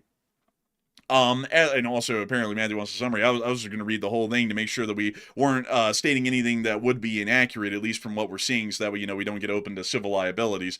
But as alleged on or about December 26, 2025, Van Dyke created a Polymarket account, funded it, and began trading on Maduro and Venezuela-related markets. In total, Van Dyke made approximately 13 bets from December 27th of 2025 through the evening of January 2nd of 2026. Those bets all took the yes position on U.S. forces in Venezuela by the 31st of January. Maduro out by the 31st of January as well. Moving on from that, Van Dyke bet a total of approximately $33,000 and $33,034 on those outcomes while in possession of classified non-public information about Operation Absolute Resolve. It now appears that, according to what we're seeing, the U.S. Department of Justice is now attempting to take criminal action, or more so criminal suit actions, against the service member for their bets on the operation that was to be conducted. I believe that if we're not mistaken, he may have been one of the people who was actually involved in physically going in on the ground and grabbing Maduro, if I'm not mistaken. He was involved in some way or another with the operation. I can't remember if he was one of the operators that actually physically went into the compound. I can't remember that or not. But they're alleging that this guy somehow used some information that he was privy to place a bet. But here's the catch, folks. Like here's the thing with this. I get the fact that you can't do stuff like this. If it turns out to be proven that he did something like that, I mean, it's obviously not good, and that can't be something that becomes normalized. But at the same time, though, it's like, isn't there like a whole bunch of Congress people that inside trade pretty much every single day? And it's just blatant. Like it's been blatant for years. Nobody in particular, by the way. It's just across the board. Like there's a decent number of people that do that pretty blatantly, and you don't ever see a single one of those people prosecuted ever for doing that. But yet a soldier can go on a betting application and place a bet, which he probably shouldn't have done if he did that, since he was involved with it. But at the same time, though, it's like, are they going to really throw the book at him? I mean, what's this guy looking at? Possibly 60 years or something? Yeah. I mean, he's going to get 60 years for something like that. It's like, come on now. It's like, if you're not prosecuting the Congress people, then give this guy a slap on the wrist, seize the winnings, and call it a day. And also, if you need to bust him down in rank or something like that, or possibly put him out, do that. But don't send the guy to rot in prison over something like that. It's like, that's going way overboard, especially considering how unequal the punishment would be compared to other people doing worse stuff than that. Also, on top of that, I mean, that's not even to mention some of the recent things that have happened. Like, for example, before some statements had been made by some government officials recently pertaining to the ongoing war, right before those statements, there are significant shifts in the markets on shorts, stocks, and whatnot, right before announcements are made, which clearly is quite suspicious and is showing that there's some sort of possible insider information being traded around, or at least certainly appears that there is some sort of insider information being traded around. None of those people have ever been held accountable. We don't know their names. We don't see any Department of Justice investigations or indictments being issued. We do not see anything in those regards to any of those people. But when a soldier of the armed forces that is involved in the operation does the same thing as all of those people, then we're going to put him basically in prison for life afterwards. Now, where's the fairness? Yeah, and there's also There's so much more to that story too. I can't really get into it because we don't want to get sued. But there's more to the story than meets the eye. By the way, I mean, if you look deeper, like today there were some statements from the executive branch about the situation right here, which are highly hypocritical, like hell, about the whole situation. If you do some looking, people, on your own accord, and you'll see how deep the hypocrisy truly runs. So that's all I can say about it without going any deeper than that. But I think most people will get it. Like I think what should be done, folks, is that if we were to do anything, we should see that his winnings are confiscated if this actually did happen, if the allegations are true and he did do this, which we don't know because once again everyone's innocent until proven guilty in this country. But if he allegedly did do this, confiscate the earnings, demote him quite a significant amount of ranks, and then go and put him on some sort of possibly even remove most of his classified clearances, and then allow him to figure out what he wants to do from there. But going and trying to throw someone in prison for 60 years for something that a lot of folks in the Congress and also in the private sector are basically doing at a far larger scale with sensitive information that they're provided and they're able to work off of. Is it really fair to go after someone who's basically putting their life on the line in the name of this nation, to put them in prison for 60 years while everyone else gets to play the game and profit on it in the very same way, and none of them even get a slap on the wrist at the worst? Also, apparently, if he won, that means he must have bet that they were going to succeed. Is probably what that means, because obviously the operation succeeded. They nabbed Maduro. So essentially, if it's true, he was essentially betting on their success, which I think what is the allegation specifically that he had classified information or something that he used and potentially exposed the operation by placing the bet. But it's like, also, by the way, it's like, who the hell is going to know what bet he's placing? And also, I mean, I would assume his account name is probably not under his personal name. I'd assume it's probably under a pseudonym. So it's like, it just seems like a very wild punishment of possibly 60 years for something like that. Like, obviously, they can't get wild and loose with this information. Like, that can't become a standard. But, it seems like it's very harsh. Also, I saw some people say, "Oh, he ought to keep the money." That would be a bad precedent to set. That's kind of like the Kid Rock Apache flight thing that happened recently. That's a bad precedent to set that people can just kind of do whatever they want, because then you could start running the risk of, someone involved in, say, the defense sector who's working on the B-21 Raider could go on the poly market and start a bet saying, will the B-21 Raider be capable of doing this? And then they go and throw in a bet on everything because they already know that it can do that thing, and then that lets other people know that it could be done. Or you could start seeing that people start basically trading classified info and just betting on it, and then our enemies will know, oh, okay, so, basically everybody in the military just put all of their money in on black on the roulette table, so we know it's going to be black. Like, we know that for sure because the table is rigged by the United States. It's in their favor, and so it's going to fall on black, and all those guys know it. So that wouldn't really be a good thing to encourage, and so that's why there shouldn't be any reward to this sort of behavior. But at the same time, while it's clearly not a behavior to be encouraged, we shouldn't be going and putting this person in prison for 60 years if they really did that crime, because that seems to be woefully harsh, excessively harsh, considering that nobody else inside of the government or inside of the, I guess you could say, the traders on Wall Street and whatnot are ever held accountable for doing very similar actions with far larger amounts of money at stake and far greater and more important information at stake as well sometimes. But anyways, moving us on from that, it is time for us to get on over and into Europe. Actually, we have a little bit of news from China before we move on to that. We did get to see that the Chinese are still showing off these stupid drone dogs, and apparently they've now added the boombox to the top of the drone dog, and they're going to be using it to try and cause some sort of discomfort that makes the enemy exposed to their position without using lethal force. I don't know what's up with that one. And this thing's on wheels. It's not even using the legs. This thing's rolling around. If my mother had wheels, she would have been a bike. Oh, man, this is crazy. Let's look at that. Oh my god, dude, that looks stupid. One knocking over the thing and it is finished. Man, I feel like one FPV drone would take this thing out pretty easy, no matter the amount of subwoofers they put on it. We also got to see that they did put subwoofers Man, it was on this blasting. clip. Wait a minute, was that the music it was blasting on the speakers? Was that hip hop? No, that's something that they inserted over it. Oh, Like, I was about to say, man, they were literally blasting like sick tunes on that speaker. yeah, but we got to see on communist Chinese television them doing trench train. That looked wildly unsafe right there. Like, let me see if I can show that to you again. Let's see.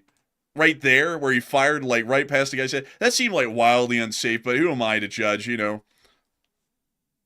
We see them continuing their rifle training at this range. Because everybody knows that a modern battlefield will just be, a couple of barrels of empty crude barrels and, a couple of tires. And we can now see the stupid dog rolling out.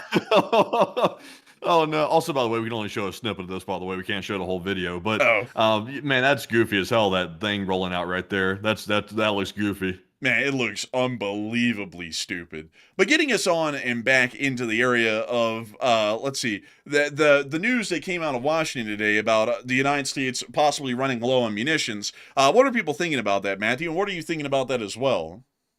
Okay, so getting back to the report right here, the report claiming that U.S. forces burned through so many munitions in the Middle East with the Iran war that it pretty much can't defend Taiwan anymore. That's the claim in the reports. So what are your thoughts? 58% said it sounds right, and obviously that's very bad. 29% said it sounds a bit wrong and probably exaggerated. And 4% said we don't need Taiwan anyway, forget it. So also, we definitely need Taiwan, by the way. For the 4% that said that, they must not know about TSMC and the semiconductor manufacturing that's on Taiwan. We have to have that, and if China gets their hands on it and they're able to somehow take it over, we're in deep trouble in the West. So we definitely need it. I would say that it does sound right. It might be slightly exaggerated, but I wouldn't rule this out completely. We've heard the Gulf states say that they're running out of interceptors. We've also heard not just one, but several mainstream media outlets report the exact same thing several times over, that the U.S. literally burned through all of our precision munitions in the first opening days of the war.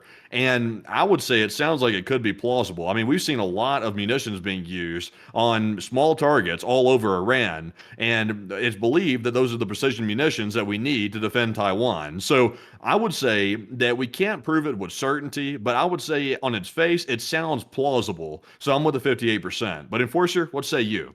I would say that I'm generally with a 58%. I wouldn't doubt it because generally munition stores are not as big as a lot of people would believe. Generally, munition stores are only made to be able to last a military at full consumption a couple of months before we run out. And that's always why in most wars you'll see that there is this time that's generally called at the very beginning of a war, like the War of the Frontier or the Wars of the Frontier or the Battles of the Frontier, which is usually where the largest amount of firepower, at least at that beginning of the war, is used. The front lines are the most mobile as a result of that, and also they're putting up their best troops against each other, considering that they have been exceptionally trained and have been professional soldiers that have literally just been on the training fields endlessly. So usually the quality of the troops is high, the munition numbers are high, everything's high, and then a couple of months in, everybody runs out of everything for the most part, and they start cutting back a lot on using munitions. That actually happened in the First World War, if people don't know.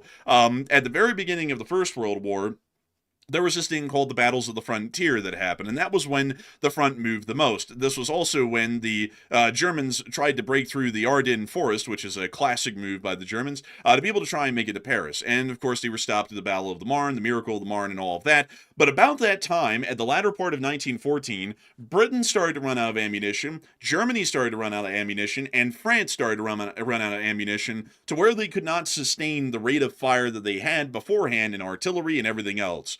That was also around the time that they were mobilizing all of their industries for war, but they weren't ready and they weren't at peak production yet. So we saw that the front line started to die down a lot in intensity and started to solidify, and the rates of fire during that period of time, during the winter of 1914 and on into the early spring of 1915, were exceptionally lower compared to their pre-war levels. That is what always happens in any conflict. And it looks like the United States, like we were kind of saying here before the show, earlier on in the war, started to burn through precision munitions to the point that we might have strategically screwed ourselves over in other contingency plans, like a defensive Taiwan or a defensive Europe, if a war started on either one of those fronts. We had talked about that a good bit on the channel at the very beginning of the war, about how the United States needs to conserve munitions, and blowing up stuff for the sake of blowing it up with the biggest bombs and blowing up the biggest things is really cool for tweets and headlines and stuff, but it really isn't cool as far as our strategic position is concerned. Largely turned out to become true from what we can hear. So, we'll have to see how that impacts the United States going on into the future. But I would have to say that, in my opinion, I think that information is most likely accurate. But anyways, moving us on from that and on into Europa, we have also been able to hear that the Russians have continued their escorts of vessels within the area of the English Channel. Today, the Admiral Grigorovich was escorting another Russian shadow tanker through the English Channel, and absolutely nobody tried to stop it. The British did not approach it because of the fact that the Russians are now providing armed escorts for the shadow tankers. While that was happening, at the same time, we have now been able to hear of something that is absolutely interesting. Apparently, France and Poland are preparing joint exercises to simulate nuclear deterrence scenarios near Russia and Belarus. From what we know, this is going to be a simulated nuclear attack or a retaliatory attack against the Russian Federation, and a hypothetical scenario that a larger war in Europe has started, and due to an existential threat to the state, largely on Poland or any other country that is under the French nuclear umbrella, the French will be simulating a nuclear attack against the Russians. Generally, France and Poland wilding out. They said, let's get this thing started. They said, that's a bit crazy.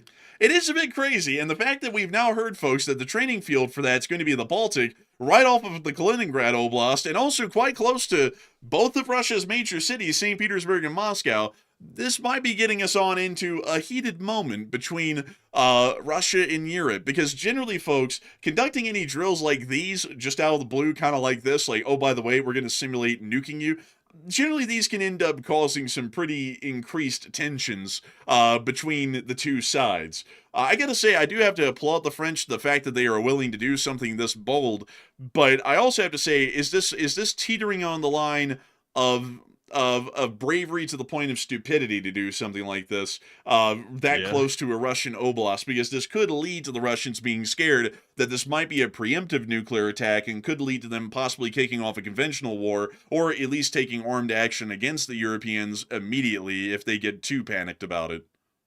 And also, you got to remember that the Russians are pushing another narrative now. They're saying that, oh, it looks like Poland might be about to go for Kaliningrad. They might just invade it and take it early. And now we're seeing that Poland and France are going to be conducting simulated nuclear strikes on Russia, literally right off the coast of Kaliningrad. So it's like they're kind of feeding into that narrative to a certain degree with these exercises, which could cause them to act. Yeah, it might. And I'd have to say, folks, this is going to be something we'll have to watch. But a lot of people currently are talking about this in the chat right now. And Matthew, are people thinking that this might cause a conflict, or are people thinking that it's just going to be a nothing burger? All right. So here's the thing. Also, by the way, let me ask you this before I go over the poll. Were you able to determine whether or not they're going to be using nuclear warheads? Are they going to be, I would assume they're using dummy warheads, I would assume. They're not using the real deal, because I saw earlier in some of the, well, I mean, you say obviously, but I saw earlier they were saying, oh, we're not going to permanently station nuclear weapons inside of Poland, but for the exercise, we might do X, Y, and Z. It's like, wait a minute, what? It's like, I would assume they're using dummies. I'm going to have to run with that assumption for now, because that would be insane if they're using like real warheads. That would be absolutely insane. So I would assume they're not. But the way the articles were written earlier kind of made it sound like it was iffy, which was even crazier. But anyway, so jumping into the poll, Poland and France are planning to carry out simulated nuclear strikes on Russia soon. And will it cause a conflict? It looks like 38% said no, Russia will simply ignore it, while 37% said Russia will react strongly. And 16% said this really isn't smart by France and Poland. And this one is a little bit on the fence, I will say. Like, I applaud France and Poland for being very gung-ho about defending Europe, because right now, they're probably feeling a little bit concerned now that the United States is generally bowing out of NATO for the most part. They're probably feeling a little bit worried, and that's probably influencing some of these operations to a certain degree. But I think they might be overcompensating a little bit, because simulating nuclear strikes on the country, that could easily be interpreted as an act of war, especially in situations like this. It definitely could be. So, Russia does this type of stuff. Well, we expect that from Russia. It's a bit of a rogue state. It's got a wild government. Putin's in charge, etc. But Poland and France, I mean, they are nuclear capable. France definitely is. So, I mean, we could be looking at possibly an escalation. I think Russia will definitely react, but I'm not really sure how strongly they're going to react. It could be maybe a pretext to invade the Baltics by saying that Poland and France is going to nuke them, possibly. It seems to be kind of feeding into Russian narratives to a certain degree. But Enforcer, what say you? I would have to say that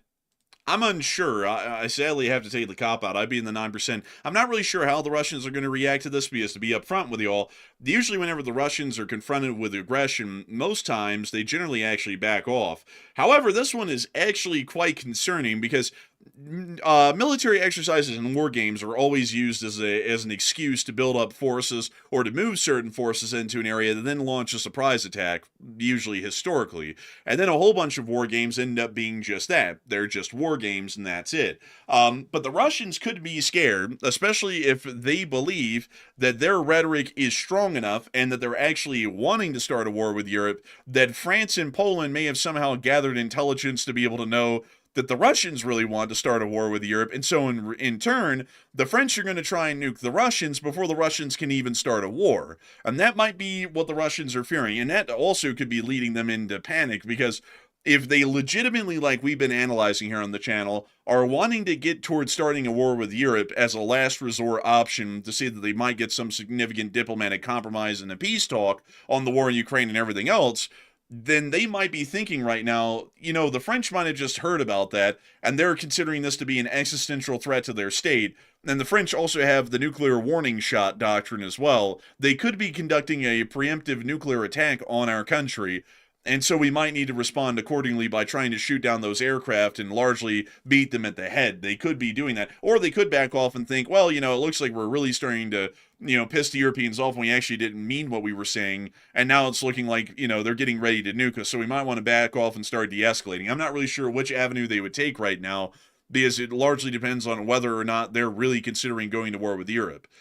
So I would have to be within the undecided camp on this one. But moving us on from that, it is time for us to get on into the war in Ukraine. And I got to tell y'all, folks, the war in Ukraine, it's a simpler time in Ukraine. Like, unlike the thing in the Middle East, which is making me greatly displeased every day, the war in Ukraine is still going incredibly well for the larger part, and so it brings a smile to my face to see that at least one Western aligned country is still doing well. You get them, Ukraine. You get them. So moving us on into our news, our great news for the day out of the war in Ukraine, we did get to hear that up in Kostovo, the Ukrainians did hit a pipeline pumping station within the area, and there's the fire right there. Oh, bleh! Up to your line! And apparently, from what we understand, this is going to be knocking out the pipeline that provides Western Russia with oil from Siberia. Man, the Russians are just having an economic tough time of it all, folks. It's just not a good time for them. Not a good time at all. We also got to see that down in the area of the Kazakh-Russian border, there was also another major statement that was made today. On the 1st of May, Russia will halt the transit of Kazakhstan oil to Germany via the Druzhba. The volume is about 2.1 million tons in 2025, which accounted for roughly 17% of the throughput at the PCK Schwedt refinery near Berlin. The official explanation is technical limitations. What a tragedy. So it looks like the Russians are going to be trying to squeeze the Europeans a little bit on oil, considering the already tough situation on that end. But this is actually going to economically hurt the Russians more than it helps them. Cutting off a pipeline like this in the midst of them hardly being able to ship oil out, and this is one of the few ways that they have a slight guarantee of shipping oil out, is generally never going to bode them all too well at this point. It's only going to be increasing their economic suffering. So we'll see how this goes for the Russians, but it doesn't sound good. I can tell you that. It doesn't sound good at all, boy. Moving us on over and into Krasnodar, we also were able to see something that I gotta say, folks, was something else. Down here in Kuban, Matthew, have you seen this today? Yeah, I saw this right here. They're okay. So let's give this one a good preface right here. We got to do it. So apparently, I think this was the Russians in this like college auditorium right here. I believe, if I'm not mistaken, Yes. and they were expecting a Russian soldier who was a drone expert to be coming on here to speak to this class. But it turns out it was not the Russian soldier that came on. The guy in the mask is actually a Ukrainian soldier, and he got on the Zoom call right here and hijacked it. And then he told all the people in the classroom, what you're about to hear in a second, that if they go into Ukraine, they're going to be in some deep trouble, and he'll say it in his own words here in a second. But honestly, this was insane. Like, and also they tried to cut this guy off at the last second, but he got the whole statement out before they realized this guy was Ukrainian. So also to give you all a little bit more detail, this is actually pretty much a tech school in Kuban. So these folks are basically trying to get what kind of degrees do they give out at tech schools? It's like master's degrees and stuff like that. It's like a community college, like an associate's degree. Yeah, stuff generally sorts of degrees like that. And apparently they were giving to this agriculture class, which is what this is, some sort of a speech, a recruitment speech from the Russian Federation's drone forces to try and get them to sign on and join the Russian drone forces. So this guy who's a Ukrainian is the guy who showed up. So we don't know if they ended up intercepting Russian communications near the front and then killing them and then just impersonating that guy to get on the call, or whether this whole thing was just set up by the Ukrainians from front to finish and they just fooled the Russians into thinking that that this Ukrainian drone operator was a Russian. But we're going to let y'all hear what he had to say, and I'm actually going to turn the volume down really low and read y'all his words off word for word, bar for bar, as we see it in the video, as he talks to this little class. So, here we go. Then we'll give you the floor. Please introduce yourself. Yes, where are you from? Which unit are you in? And tell us a little about your life overall. Please tell us about it. We're very interested. Greetings to everyone. I'm grateful for the opportunity to speak in such a large audience, even if it's far away. I was asked to talk about my service in the special military operation in which forces I currently serve in. I serve in the Unmanned Systems Forces in the Rubicon unit, in a completely new branch of the Armed Forces. In case most people don't know, I want to tell you the real story of true Russian drone heroes. The call sign Gudvin commanded a UAV reconnaissance drone team. He was highly qualified professional. In fact, and there was another one with the call sign Ernest, an experienced serviceman and a true career officer. They served farther away from the front line. The only problem was their commander, who extorted money from his subordinates. What do I want to tell you? I am, in fact, a soldier. Just not Russian, but Ukrainian. And I want to tell you, God forbid you go there, I'll have to kill you. Every one of you who signs this contract. Your faces are all sketched out, just like the rectors. Just like whoever presented all of this to you just now. The soldier who has just spoken to you about it. The front line hasn't moved for 4 years now, and it's still standing still. A cemetery the size of 2 countries. And honestly, everyone who comes onto Ukrainian soil, we will kill every one of them. And then they disconnected him. But he did get the message out. I think he probably did more damage to Russian military recruitment than he did benefit. The fact that he just basically got on there and kind of like cut the crap and just got right down to business. He's just like, if you sign that contract, it's a death sentence basically, and I'm going to be the one executing on the sentence. A pretty wild one, to say the least. Yeah, definitely crazy right there. It's got to turn some people off, especially the fact that Ukrainians can just tap into their own communication systems too and jump on their own call and then start impersonating a Russian. It's like, what happened to the Russian that was supposed to be on this call? It's like, where is he at? Man, this Ukrainian's going to say, he has been put on R&R, man. Like, it's gonna be like, it's like plot twist. The Ukrainians didn't intercept anything. He's actually sitting in the room where the Russian was at. Like, that's plot twist. He's about to say, I'm actually sitting in this bunker somewhere around Rusin Yar right now. We just liberated this 3 days ago. And that's why I'm here with y'all right now. It's a real honor. It's like, damn. I gotta say, folks, the Ukrainians pull so many of these hijinks. They have an endless list of these, like Operation Spiderweb, when they conned the Russians out of 500,000. Remember when Budinov did that by the whole faking of the death of the Russian Volunteer Corps commander? Like, there's been so many incidents like these It's endless. I gotta say, I admit the Ukrainians for doing stuff like this. I admire the Ukrainians for doing stuff like this. It is really something you just don't see anywhere else in the world. Something incredibly special to them. But moving us on from that, it is time for us to get on into the drone attacks that were conducted in Simferopol, as we did get to hear of some large explosions northwest of the city overnight, and we also saw that the Ukrainians did intercept and destroy a small Russian drone boat near to the port of Odessa earlier in this morning.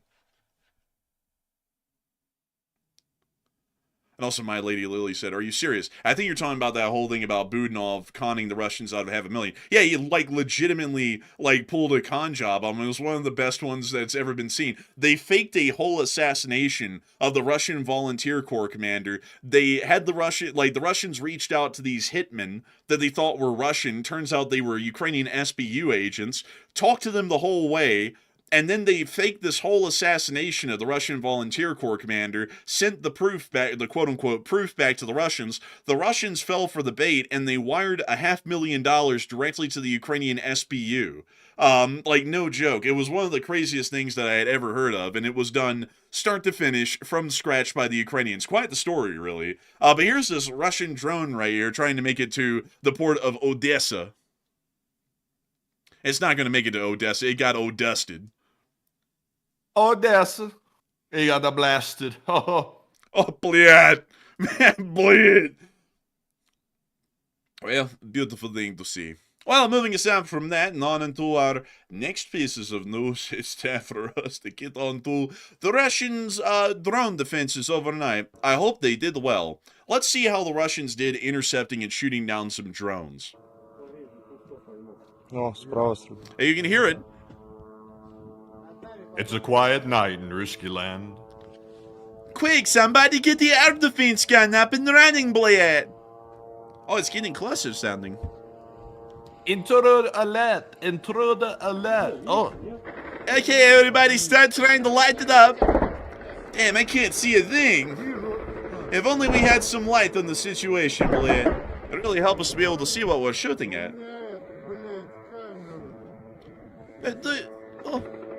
The demon's getting through! Oh, it sounds like he's getting close, Bliad! Oh, Bliad! Oh, no! Oh, the fire, Bliad! Let's take that! Oh, we got it! Oh, Oh, Bliad! Oh, no! It turns out they didn't have it. Oh, no! Oh, my God!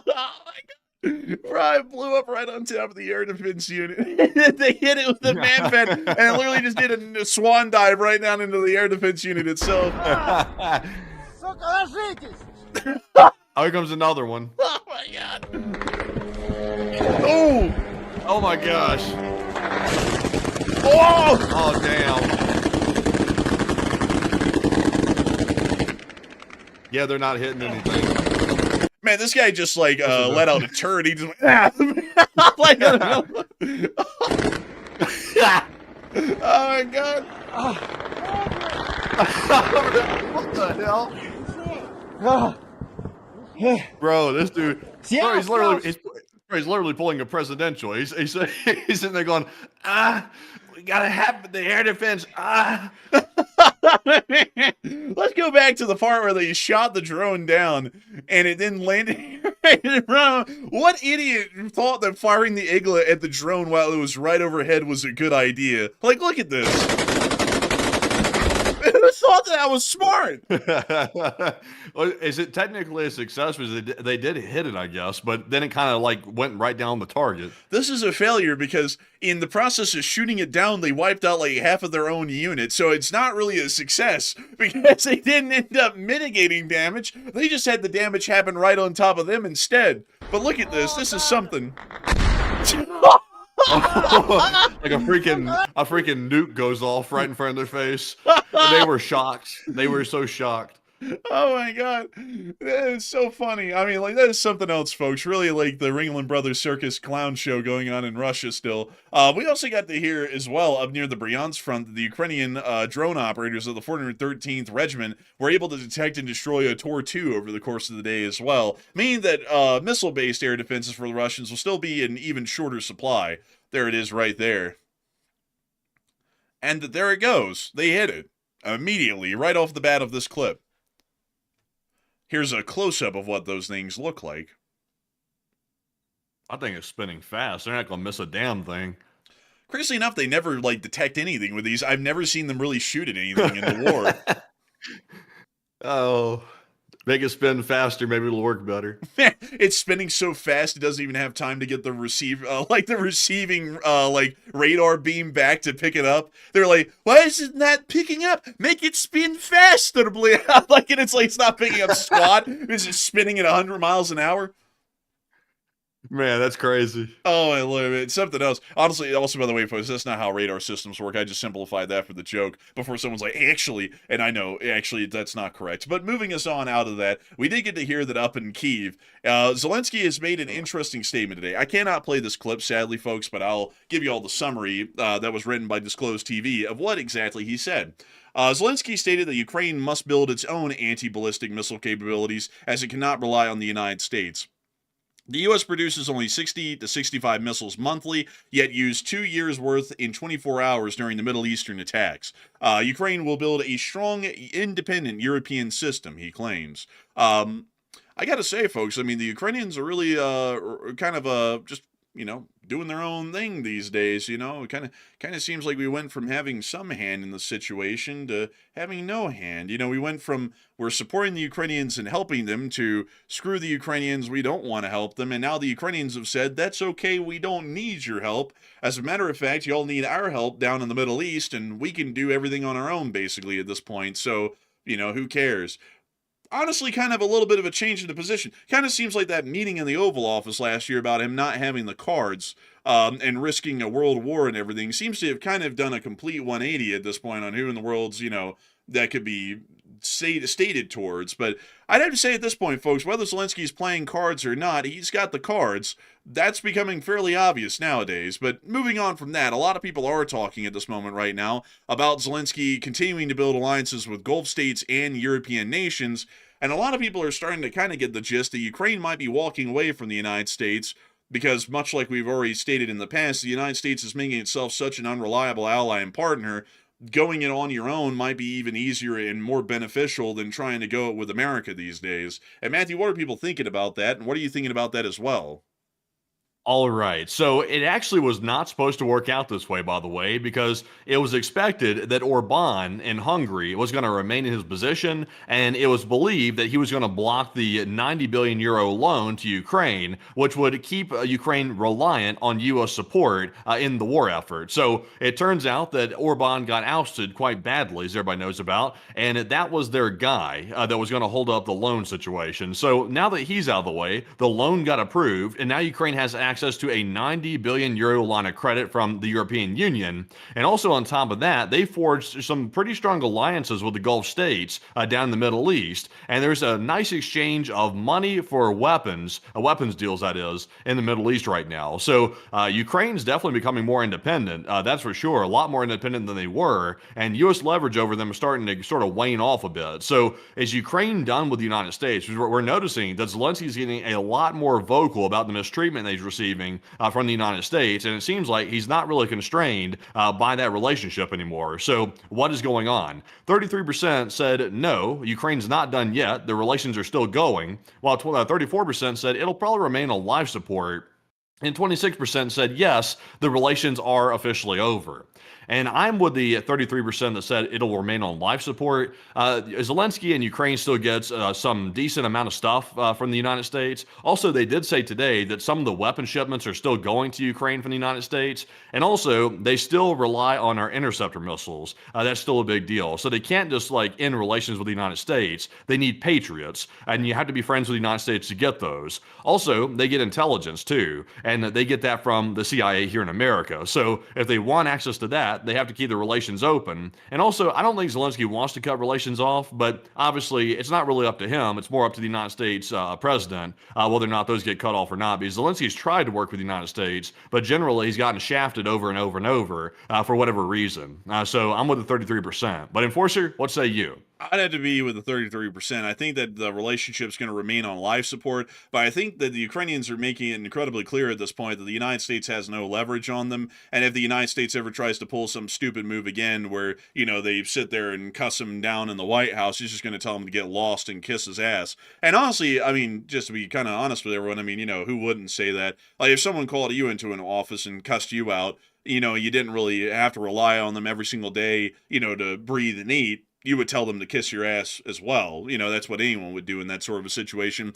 So, it appears that that's what they're moving towards at this point, is making sure that they're in a position where they can tell the United States to get lost if we get too mouthy with them again. That's what I think this is largely working towards. And also on top of that, while U.S. arms shipments are still continuing, the amount of monetary support in terms of equipment value that's going to be given to them over the next 2 years is only $450 million a year, which is literally nothing in a military sense. That's literally buying some Big Macs and Happy Meals and maybe some of those leather shoe pieces that they were feeding people on the USS Tripoli for a little bit down there in the Indian Ocean. But that's not really getting anyone anything significant. It's basically a trickle at that point. So I think the Ukrainians are starting to, walk on their own two legs. And I got to tell y'all, folks, boy, they grow up so fast. Oh, they grow up so fast, man. I remember back at the beginning when Ukraine was asking everyone for ammunition and not a ride. Now they're giving everybody ammunition and rides. I mean, it really turned around for them. And then the United States is saying, piss off, you bastards. And Zelensky's like, please, please, let me help you. Let me please save your country from the evil Iranians and help defend against drones. Please, please. And then the United States is saying, shut up, you stupid bastard. Get lost, you peasant. It's like, can we make any sense of it? No, we can't make any sense of it. It's like we're rejecting help from the country that's the drone defense experts. Why? Why? And just think about it, folks. Think about everything that we've missed out on in the future by treating the Ukrainians this way. Once they survive the war, which they clearly will, no matter what at this point, we could have seen that the Ukrainians became another large weapons market for U.S. arms industries for them to buy from. Now, because of how we've treated them, they're just going to make their own stuff. And they're not going to buy American. So we basically just screwed ourselves out of a potential arms market at a minimum. Who knows what else we screwed ourselves out over on this as well. That's why, folks, this whole stupid, America's so good we shit on everyone else's heads because we can and we take real pleasure in it doesn't really do us too good. Ever, because we end up losing out on people buying our stuff, which is what makes us wealthy, that put us in the position to where we could act like that. It's losing us that position. We've already seen that that's been happening a lot across all of Europe anyways. A lot of people are starting to buy European in Europe instead of buying American. It won't be too much longer before they invite Putin over to take a big fat dump on the White House lawn. Like, it won't be too much longer at this point because, also there's rumors floating around. I had heard that they had denied it, but there was some report floating around, a rumor that maybe the U.S. was going to invite Putin over for some meeting or something. I think they debunked it, but I wouldn't say it's like out of the question. At this point, with how we're favoring Russia here in the United States, when it comes to the government favoring Russia, it's obviously insane. It's just insanity. That's all I can say about it at this point without getting too opinionated on it. It's just insanity. Yeah, it is. I guess it is what it is these days. And let's see here. I see some people saying, oh man, wine more. I like wine. I just saw someone throw it right in the chat. Oh, you're doing way too much. Us just saying that we're not in a weapons market.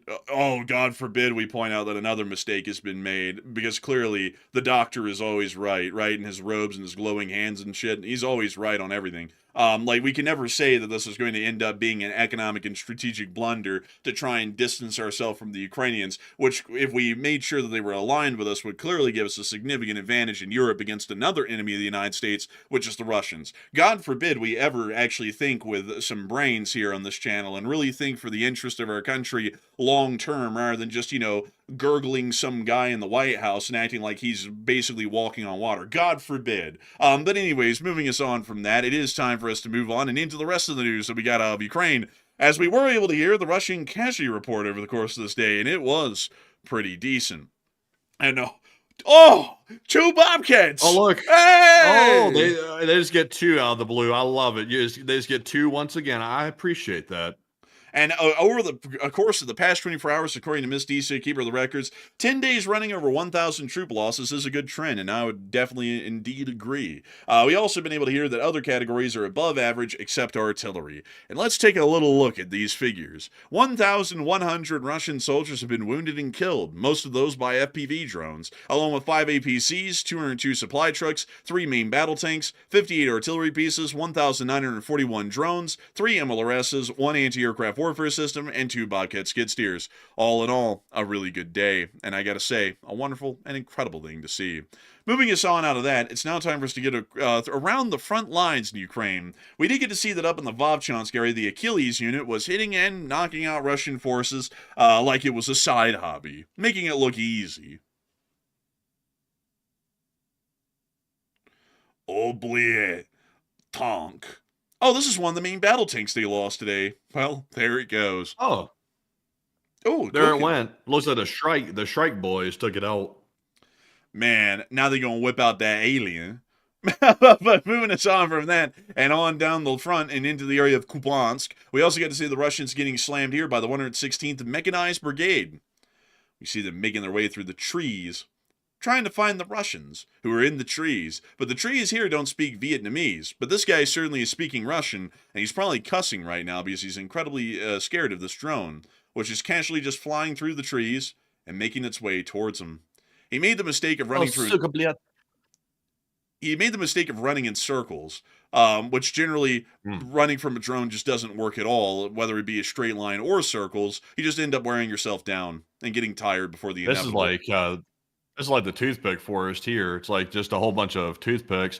Did they have any leaves on them at one point? Like it doesn't even seem like it had leaves on it at one point. Some strange looking trees. They did, but most of the shelling has removed most of the lower limbs, so it's basically like toothpick forest now, like you're saying. But moving on from that and down towards Konstantinivka, we also got to see a Ukrainian soldier surviving an FPV drone attack today.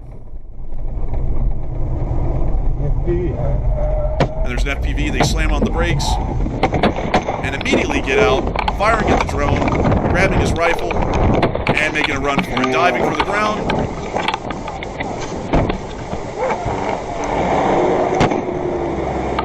Now see him trying to get the safety off.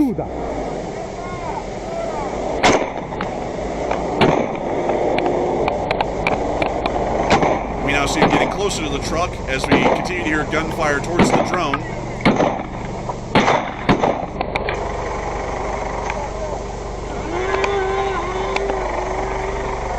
What the heck? What is that? I think that's the drone. Yeah, that's the drone, actually. It did go down.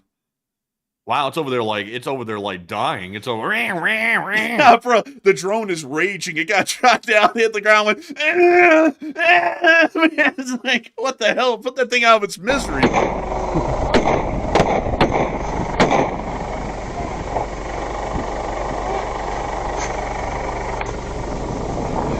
Давай рух! We now see them all getting back towards the truck after they took the drone down and getting ready to leave.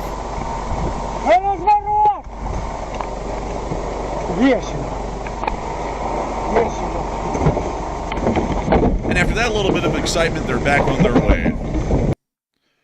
That's something else. Well, moving us on from that and down towards Pokrovsk, we also get to see that it's always important, folks, to look both ways.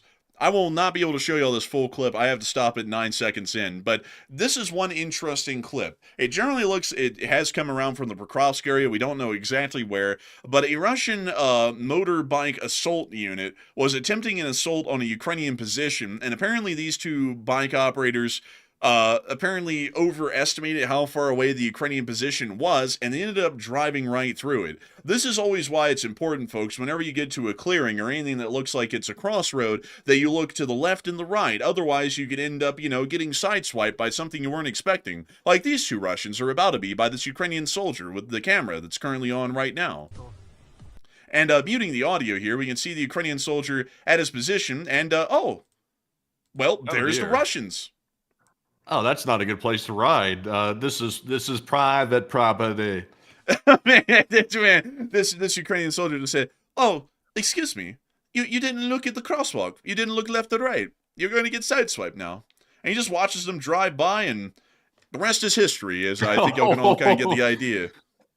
The Russian said, "We thought this was a state property. We thought it was open to the public." And the other guy said, "No, hit the road." Man, bro, the references are top. The references are top tier tonight, man. Like, I hope people up. know what I'm referring to, by the way. That that whole thing where the guy was showing up at the pond and stuff like that. And he was like, the tractor store up the street, hit the road. Yeah, I know what you're talking about. Hit the road. Man, I remember that well. Man, I'm telling you. But I also got to say, they didn't really do themselves any favors for low visibility by getting white painted dirt bikes, Yeah, they really didn't. They kind of look like it's obviously not, but it kind of looks like that futuristic electric dirt bike that everybody's all like raving about here in the United States. But I think that's a Bingscheling right there, that one that they're riding on. But that was really dumb, though. They literally just rode like goofies straight up into the Ukrainians' area. That's really dumb. Yeah, pretty stupid. So I can't show you the rest of the clip, but I can tell you what happened. This guy just flipped his rifle to semi-auto and just, made sure to take care of them where they didn't go any farther. So they stopped right where they're at right there. In fact, they didn't even get off the bikes. They just kind of fell over on the bikes, and that was the end of the story. That's why you don't end up just driving aimlessly. Anyway, we don't have to explain that. I don't really think it would help the Russians at this point that did that. They're pushing up lilies at this point. But moving on down into the Zaporizhia, we did also get to see that the 65th Mechanized Brigade was also targeting and hitting Russian forces as well within the general area of the Zaporizhia front. Mostly going after smaller supply cars and such things as that give the Russians a logistical ability and trying to deprive them of those logistics abilities. We also saw them targeting and hitting a Russian artillery piece in what appears to be a destroyed house.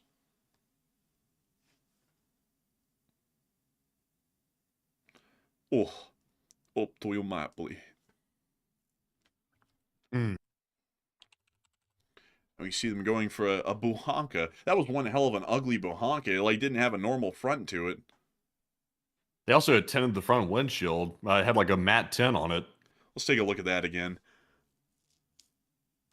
Bruh, what do they do to how this can you thing? even see out of it? How can you even see out of that windshield with it tinted like that? It's like you're not supposed to tint the front windshield. Hold up, man. I gotta go get this here really quickly because this reminds me of something. It reminds me of something incredibly vivid in my memory. I gotta see if I can find it. Oh, let's see. Literally, I'm not able to find it, at least at the moment. But it reminds me of one of those little Lego helmets, man. You remember the ones where they paint on the visor in silver? It almost looks like that. Oh, yeah. Yeah, it kind of does, actually. It's kind of crazy to put on a buhanka, considering that they're only going to last about a week. Bro, that tint to the window probably cost more than the buhanka did. Yeah, probably so. Man, ridiculousness. But with that is the end of that clip from the Zaporizhia front. And that's actually all of the news that we had for the day. And that's pretty crazy right there, folks. I gotta thank each and every single one of y'all for watching so far tonight.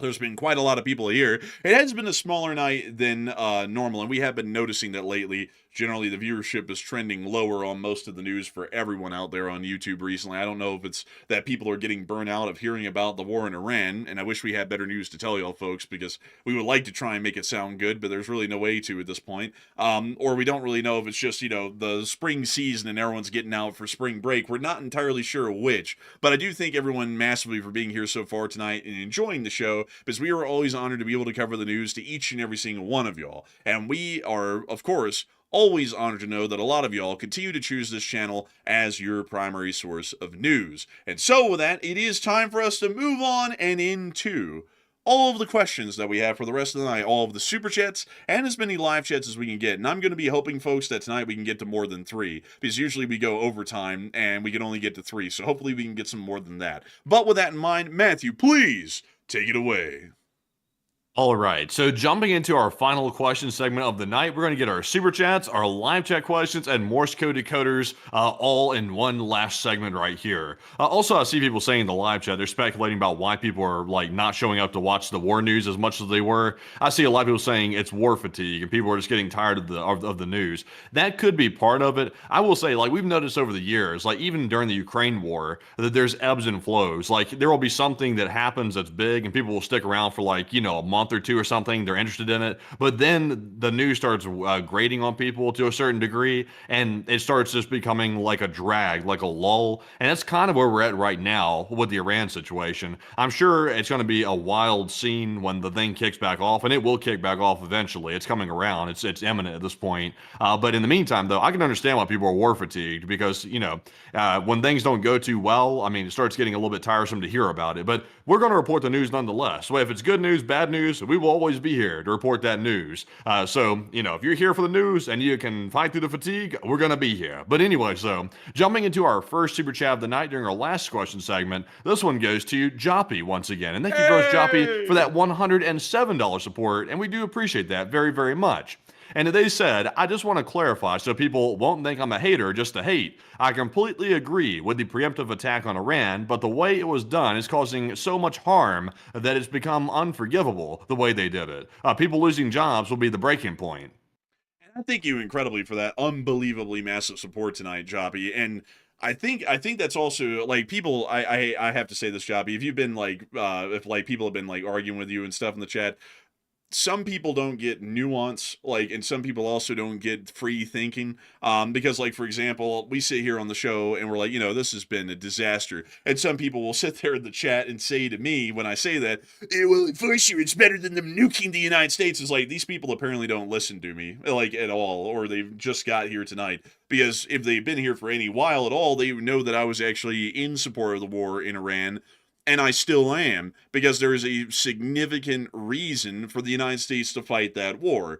But that also doesn't mean that it can be fought in the worst way possible, and it's still good. And that means that it's now bad. Because when you fight something, or when you do something, especially when you're an elected representative of the United States, and you've been charged with the responsibility of seeing this nation that has given you the privilege to be the president, to bring the nation into good times, or to keep it in good times, or to keep the citizenry safe, and to keep the citizenry enjoying its rights and privileges that are provided to it by the law, generally that comes with a great deal of responsibility, making sure that the best actions possible can be made. Even if there is nothing but bad options, the best possible avenue of those bad options is the choice that has to be taken. And so far that has not been done, because the war in Iran is a war of national imperative. And I've stated that here on this channel for many years, and many people who've been with us for all that time would definitely know that I've been saying that for years. It's without doubt. You can literally listen to me on recording on air saying that. But seeing that the Strait of Hormuz was completely overlooked, when it is literally the most amateur level basic understanding of one of the priorities of the war, is something that I cannot understate, is showing that there has been a significant failing in the leadership of this country and in the war planning that was done beforehand, which is not at the fault of the military, that's at the fault of the elected civilian leadership. The elected civilian leadership is the one that has the final say, because that's how the Constitution is written and how things are done. So that way the military doesn't get to run the country. And so that means that because the Strait of Hormuz was completely overlooked and not dealt with, some civilian leadership, or some civilian leader, the president, has, I would assume, apparently been the one who was in charge of the planning, and from what his own statements have been over the past 6 weeks, clearly appears to be so, and that's really why we're seeing that this is what it is right now. And with that in mind, that's something that really aggravates me a great deal. The president went into this war off of the concept that we're supposed to be protecting the American people from suffering at the hands of an Iranian nuclear weapon. So the president planned out the war so badly that we're now at the hands of the suffering that's been imposed by the U.S. government due to its own incompetence, because now we're going to be seeing the economic calamities coming around to follow that are going to start affecting tons of Americans. And that's something that I would have to quite agree with you, Joppy. Very much aggravates me so. But I do thank you incredibly for the support and help with this channel to keep on running. And I hope that does address that the best I can. And I see someone say the president didn't plan anything. Why would you think that? Well, like, I have to ask, why would you think that? Because if you, I don't know. They're saying that they didn't plan anything, like he didn't have a plan. Oh, I thought they meant he didn't plan anything as in the military plan. I was like, why would you think the military would ever draw up a plan as bad as this one. It's like just to say this, the military has no fault in this situation right now. The soldiers, sailors, and airmen of this nation perform their jobs valiantly under the conditions that they're given. They are heroic, they are fearless, they are brave. Their leadership is also incredibly competent as well, the ones that are actual career officers within the military. But it's the civilian leadership that has failed the military, and it has failed the nation by overriding their knowledge, which they've accumulated over decades, and it is their profession, so they would be the experts in the matter of how to actually fight the war in detail. And we have seen that they have also been hamstrung along with the entirety of the country by somebody who thinks that they know more than career officers do, which is an absolute pity. Because if this thing had been planned out, folks, by the military from top to bottom, like it was allowed for Schwarzkopf to do back in the 90s during the Gulf War, this thing would have been conducted flawlessly. We would have had a counter to the Iranian threat in the Hormuz. They would have never laid a minefield. We would have never been under the pressure that we're under right now, and we would be able to keep that war going on for as long as we would need to inside of Iran without any impact to the U.S. public and hardly any losses until we achieved what we needed to inside of Iran. And instead, we've gotten the complete opposite. So I hope that does address that the best I can. But a massive thanks to you so much once again, Joppy. And with that, we are on to the next one. We also have a $100 support from Bex Chitwood, and thank you very much, Bex, for that 100. Very generous support, and we do appreciate that very, very much, as always. And Bex said, LSA, y'all and comments crack me up tonight, and thanks for the news and analysis, and I learned to not doubt the words, or your words a long time ago. I dare you to take one from the chat. Oh, dare us? Oh, of course we can take up for that, dare. I mean, of course. Absolutely we can. And also, I got to thank you so much for the support, Bex Chitwood. And I got to say, like, by the way, folks, don't hang on every word that we say and like basically like kiss the ground that our words walk on, because we are wrong, by the way. Like, I don't want to try and say that we're trying to supplant cults of personality from the left and the right with our own, because there is always room for people to err. There's always room for people to be fairly wise on topics, but I'll tell y'all first off, and I'll tell you, Bex, I don't know everything. I mean, a great example of that would be last night with the Liaoning aircraft carrier from China. I got most of everything wrong on that on air, because I was trying to belt it out from memory, and my memory was very wrong on most of the things about the Liaoning.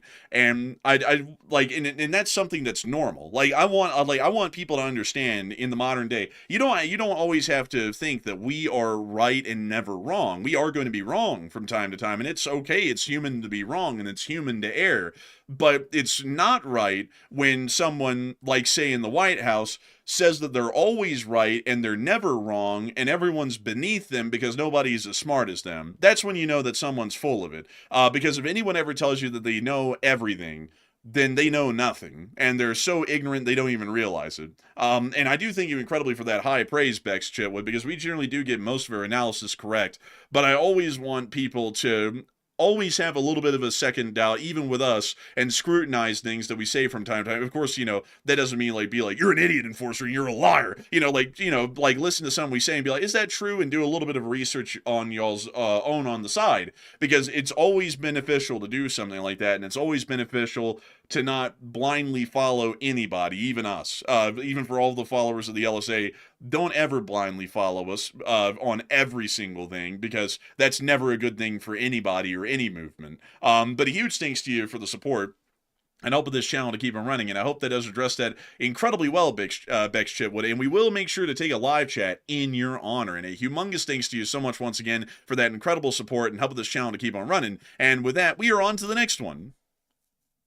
And the live chat question in honor of Bex is going to go to Aaron Parsons, who said, have we heard that the larger portion of the Pacific Fleet has gone to the Middle East? And if not, it seems a bit bogus.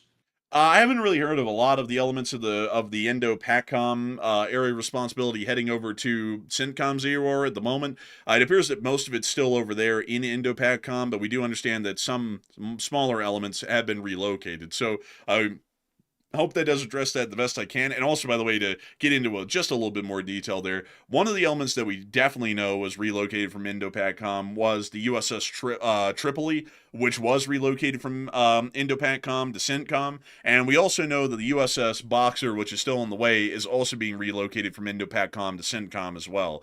So those are the two elements that we know of right now in the naval sense that have been relocated that we can verify, and there might have been another 2 or 3 Arleigh Burke class destroyers that have been moved over in the CENTCOM as well, but that's about all we would know of at the moment right now. So I hope that does address that live chat the best I can, and a tremendous thanks to you so much once again, Bex Chitwood, for that unbelievably massive support and helping this channel to keep on running, because if it wasn't for folks like you, we wouldn't be able to keep this channel running, we wouldn't be able to make this thing possible, and we wouldn't be able to keep it rolling. And so with that, we are on to the next one.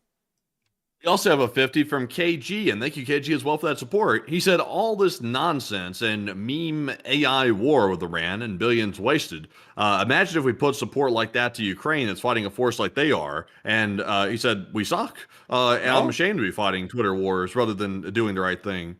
Well, I would say... Suck. Yeah, the U.S. does. The U.S. doesn't suck, and also I would the war in Iran, like the war started for the right reason. We were trying to get a grip on a regime that's going rogue, but you know we were not under the assumption that the war would go like this, because we assumed that they had a plan, because the Strait of Hormuz closure situation, that's been anticipated for decades. So there had to be planning that's been taking place in the Strait of Hormuz. So we never anticipated that the U.S. was going to make a blunder quite like this. If we'd have known this ahead of time, I would have said we might have wanted to rethought the war if we'd have known how badly the Strait situation was going to go. But we found that out after the fact, and it turns out they weren't really planning properly, or they didn't implement the plan properly, one or the other. But Enforcer, what say you? I would have to say the U.S. doesn't suck.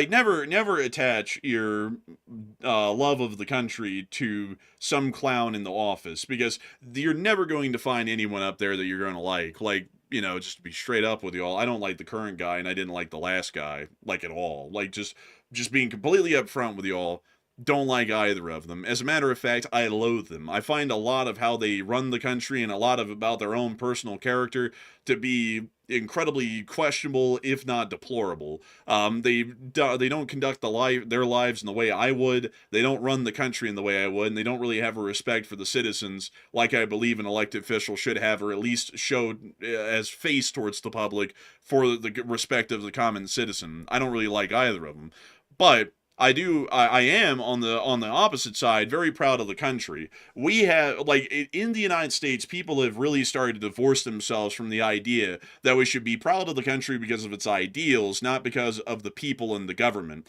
Because the people in the government are rotten to the core. Basically all of them are. There's very few examples where you find it sane. And even then, that might be eroded over the years once more information's found out about them. What makes me proud of the country is the ideals that this country has. The ideals of the freedoms and rights of the individual of this nation. Their right to free speech. Their right to privacy and the protection from unreasonable searches and seizures. The protections from tyranny. The state governments, the kind of civil institutions and amenities that our nation provides to its citizens, the hardworking people of this country that shape it into what it is each and every day, and has shaped it for the 250 years that it's existed into one of the most powerful and formidable nations on the planet. The presidents and Congress members always get their names put in the history book, but if you really look at the day-to-day of what has made this country into what it is, it's never been a president, it's never been a senator or a representative, it's not even been the Supreme Court justices. It's always been those nameless and faceless individuals of this country that work tirelessly every day down to the bone, putting their blood, sweat, and tears into just making it another day, that have made this country into what it is, and have continued to look towards those ideals and that idea of a better time as their driving force and motivation to keep going every day. And that's what makes the United States a country worth admiring and a country worth respecting and loving, in my opinion. Not some man in Washington.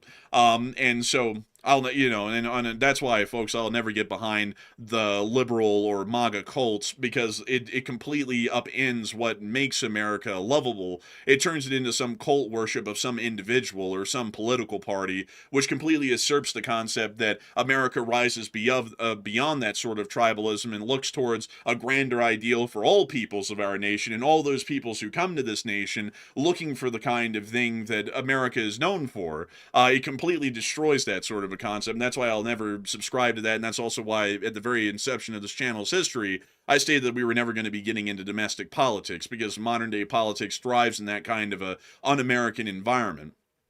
But outside of that, I would have to say it's really a shame how poorly this war has been fought.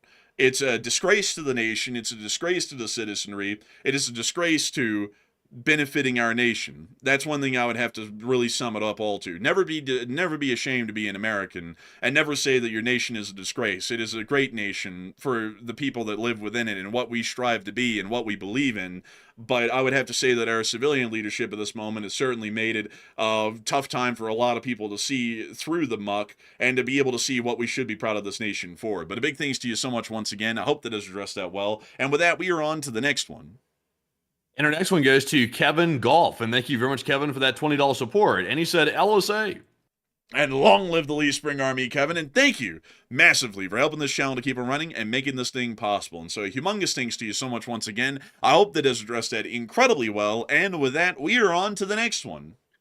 We also have a $35 support from Chef Danny B. And thank you very much, Chef Danny, for that 35. And he said, good evening, enforcers, and good evening, all the LSA. Chef Danny here. And I think the reason why there's not a people here, a lot of people here, is because it's the playoffs for hockey and playoffs for basketball. And that is right, actually. I forgot about that. I don't follow sports, so I probably didn't know that. He said, but take one from the chat and LLT, LSA. You know, that's a good point, because whenever the Super Bowl comes around, we always see a noticeable dip in viewership. So that definitely is what it is, Chef Danny B. And a huge thanks to you for the support and helping this channel to keep on running. Because if it wasn't for folks like you, we wouldn't be able to make this thing possible. We wouldn't be able to keep it running, and we wouldn't be able to make this thing a reality. I got to say, it's a wonderful thing to have you here with us tonight, Chef Danny B of the LSA. And I hope you've been enjoying it out there, out in Colorado, which is right over from Utah. Matthew, do you know what the name of the state of Colorado means in Spanish? I don't. It means Red River. Oh, I would assume there's a Red River in the state. I actually don't know. I don't know why they called it the Red River. But apparently that's what its name means in Spanish. Because Colorado is an Anglicanization. Well, an Anglicanation. I don't know how to say it. It's like an Anglicanization, I believe is how it's said, of a Spanish word for that region, and we turned it from Colorado or something along those lines to Colorado when we Anglicanized it. We're a really interesting thing with the name of the state. But a huge thanks to you for the support and helping this channel to keep on running. And also, someone said Colorado. Let me check this, because I heard it meant Red River. What does Colorado mean in Spanish? So it means red or red colored. It refers to a reddish hue, often described as red sandstone soil or water. So that must be where I got the Red River thing from. Because in a book that I read in school in Alabama, it said that Colorado meant something along the lines of Red River in Spanish. But apparently it means colorful as in some sort of hues of red. But very interesting thing with the names of states like Colorado, because you never really think about what the actual meaning of the name is. And it's always something so mundane. It's always like a red hill or something like that. But it's a really cool name. But a huge thanks to you so much once again, Chef Danny B. And we will make sure to get one from the live chat in your honor. So what do we got, Matthew? And the question from the live chat in honor of Chef Danny B is going to go to Atomic Tsunami, who said, can you guys briefly explain how the demining ships or drones work? So the demining drones, the autonomous ones for the LCSs, from what we know, they apparently are able to skitter through the below surface area of the water down to several dozens of feet, and they're able to find where the mines are at and then apparently mark them for someone to come through and demine later. That's generally what we believe the autonomous demining drones are capable of, at least from what we've seen at the moment. So I hope that has addressed it the best I can, and with that, we are on to the next one. And we also have a super chat from Daniel Pigon. And thank you very much, Daniel, for that $20 support. He said, praying for all military advanced Air Force Base in Enid, Oklahoma, and the folks around there after a massive tornado triggering a tornado emergency hit there around 8:22 p.m. CT. Oh, damn. And also, I hadn't heard about that all the way. Apparently a tornado hit there. I haven't heard. I hadn't heard of that either. Unfortunately, here. I hope everyone's going to be all right out there, and hopefully no one's been killed by that tornado. But I got to say, that's some crazy news to hear. I thank you for the support, and I hate that you have to share such unfortunate news with us. But I hope that everyone's safe out there at that air base in Oklahoma. But a huge thanks to you once again. I hope that us addressed that well. And with that, we are on to the next one. And we also have a 20 from Mr. Glock Glock, who's there, LOC. He said, how deep is the water off the peninsula of the UAE? And can we dredge a new channel to allow ships to cut the corner?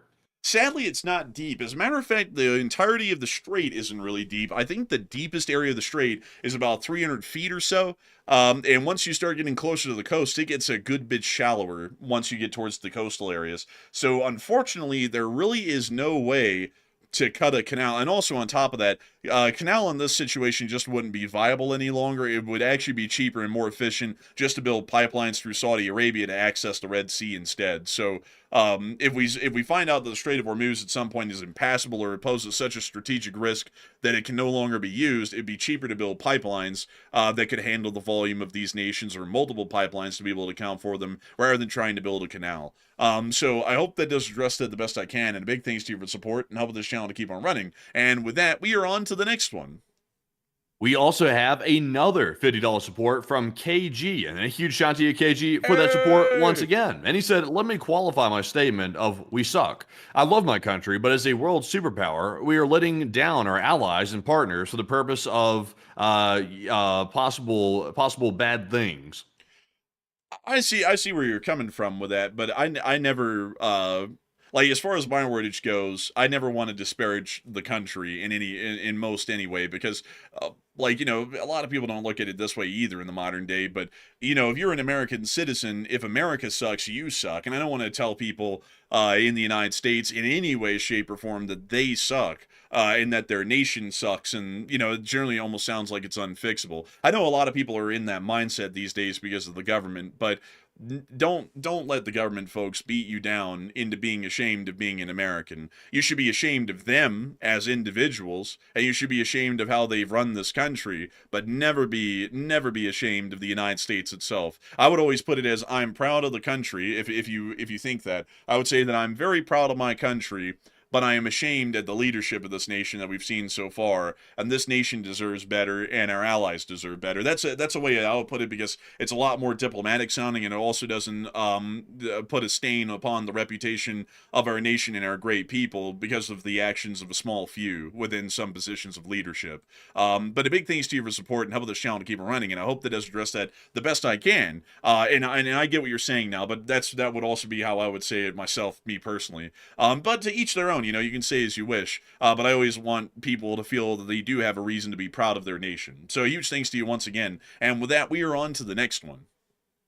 And our next one goes to Jason, who puts in a 20. And thank you, Jason, as well, for that support. He did not leave a comment, but we do appreciate that. And of course, that support is what keeps the channel running. And a huge shout out to you, Jason, for keeping it running. We also have a 20 from Rye Guy SR. He said, the U.S. has kind of had it out for Europe since the recent person took office. He's just fine with the Strait hurting them, in Rye Guy's words. He said, the U.S. needs to do better with foreign policy. And take one from the chat in LSA. I would definitely agree with you, Rye Guy. The U.S. does need to do better in foreign policy. This foreign policy has been absolutely disastrous.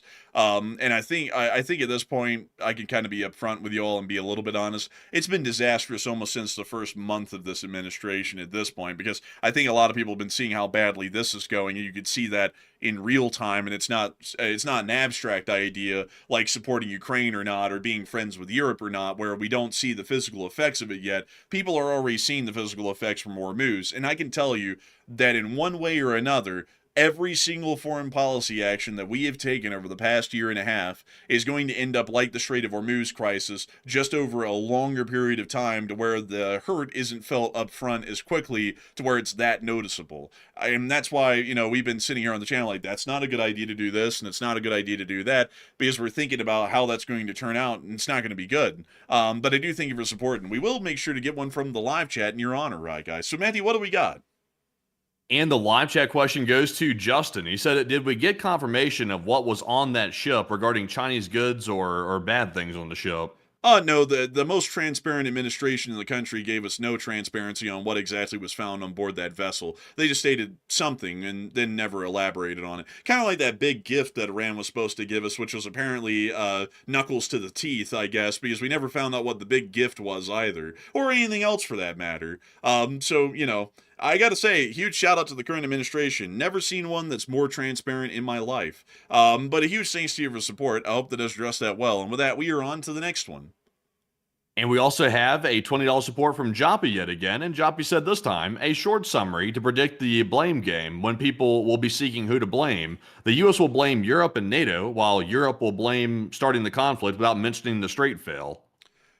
Probably so. I have a feeling that I have a feeling, folks. This is going to be how things shift. All of those European ships are coming into the Gulf to suck out American oil, and once we start running out of that, the president will start blaming Europe for everything. I will put money on that almost. If I was a betting man, I would bet on that because I can already see that going that way. Right now, the ships coming over for our oil is great and it's wonderful, and we're going to make so much money. And then once we start to run out of oil and we start seeing physical shortages and skyrocketing prices because there's none left, then the president's going to start blaming Europe for everything on the planet. They didn't open the Strait. They sucked all the oil out of this country. They've robbed us blind. Look at the little bastards. That's going to be the next rhetorical move. And some people, sadly, I don't know how gullible these people are, but they're going to take that hook, line, and sinker. Oh, those damn Europeans just screwed us over. And they're never going to think about the moments right now where we're watching all these ships sailing over here and we're saying on the show, like anyone would with the brain, that isn't a good thing because we're going to run out of oil really soon.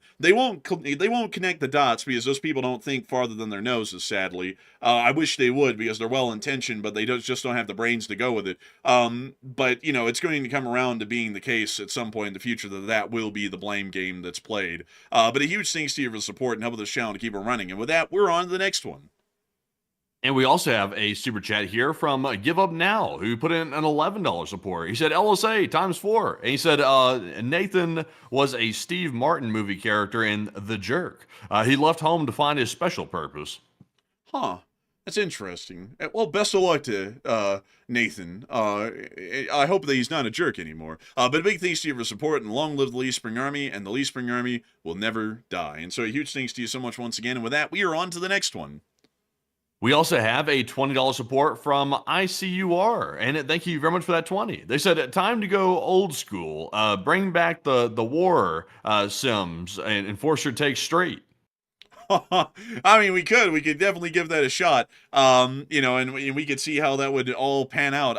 I have a feeling, folks, that if you gave me a shot at dealing with this situation before the war started, it would have turned out at least a good bit better than it has right now. Even if it didn't turn out well, I think I could have done better than. I'll be honest with y'all. I think that a dog catcher from a town with a population of 2 people and no dogs could probably do better at fighting this war than the current administration is, just being upfront. So a big thanks to you for support and helping the channel to keep running. And with that, we are on to the next one. We also have an $11 support from Jack Ray, and he said, when Ukraine went into Russia, the Russian army was second best in Russia, and if Zelensky visited the U.S. now, he might be the best sitting president inside the U.S. Oh man, isn't that's something? I mean, what's interesting to me is that a lot of people over the years have dissed on Zelensky as being a bad leader. Zelensky looks like the greatest leader of our age compared to what we've had in the U.S. over the whole time we've been reporting on the news. No joke. Like, both administrations have looked incompetent compared to Zelensky. And, that's not to say that Zelensky's government is perfect. There is still a good bit of corruption in Ukraine and in the Ukrainian governmental apparatus. But even still, they still put forward a face and they still operated with a longer-term plan and more strategy and more detail and more thorough thought than I've seen so far in the U.S. in 4 years. So I would have to say, Zelensky has been doing pretty good. I think when he arrived here in the U.S., even in the last administration, he was still probably the best sitting president of any type that was in the country during that time, because unfortunately we've just been starved for good leadership here over the past few years, unfortunately. But a big thanks to you for support and helping this channel to keep it running. And with that, we are on to the next one. And moving on to our next one. This one goes to DWRB. He just threw in a $20 support himself. And thank you very much, good sir, for that support as always. He said, we need to get back to the fundamentals. Let the generals be the generals and the presidents be the presidents. Objective, go complete. And the longer we wait, the more resources and manpower it'll take to clear the Strait in LSA. I would definitely agree with that. You know, I feel like, folks, we need to go back to fundamentals a lot like that, but this way. We need to elect people who aren't geniuses. Like, not in the literal sense, but in the figurative sense of how much they talk about how genius they are. Maybe we need to stop voting in people like that because they're clearly not that smart. And I could tell you that up front. I mean, if someone's literally having to go around telling you how smart they are, you know, you're like saying like I told you that was going to happen after it happened. They said it was going to happen is one thing.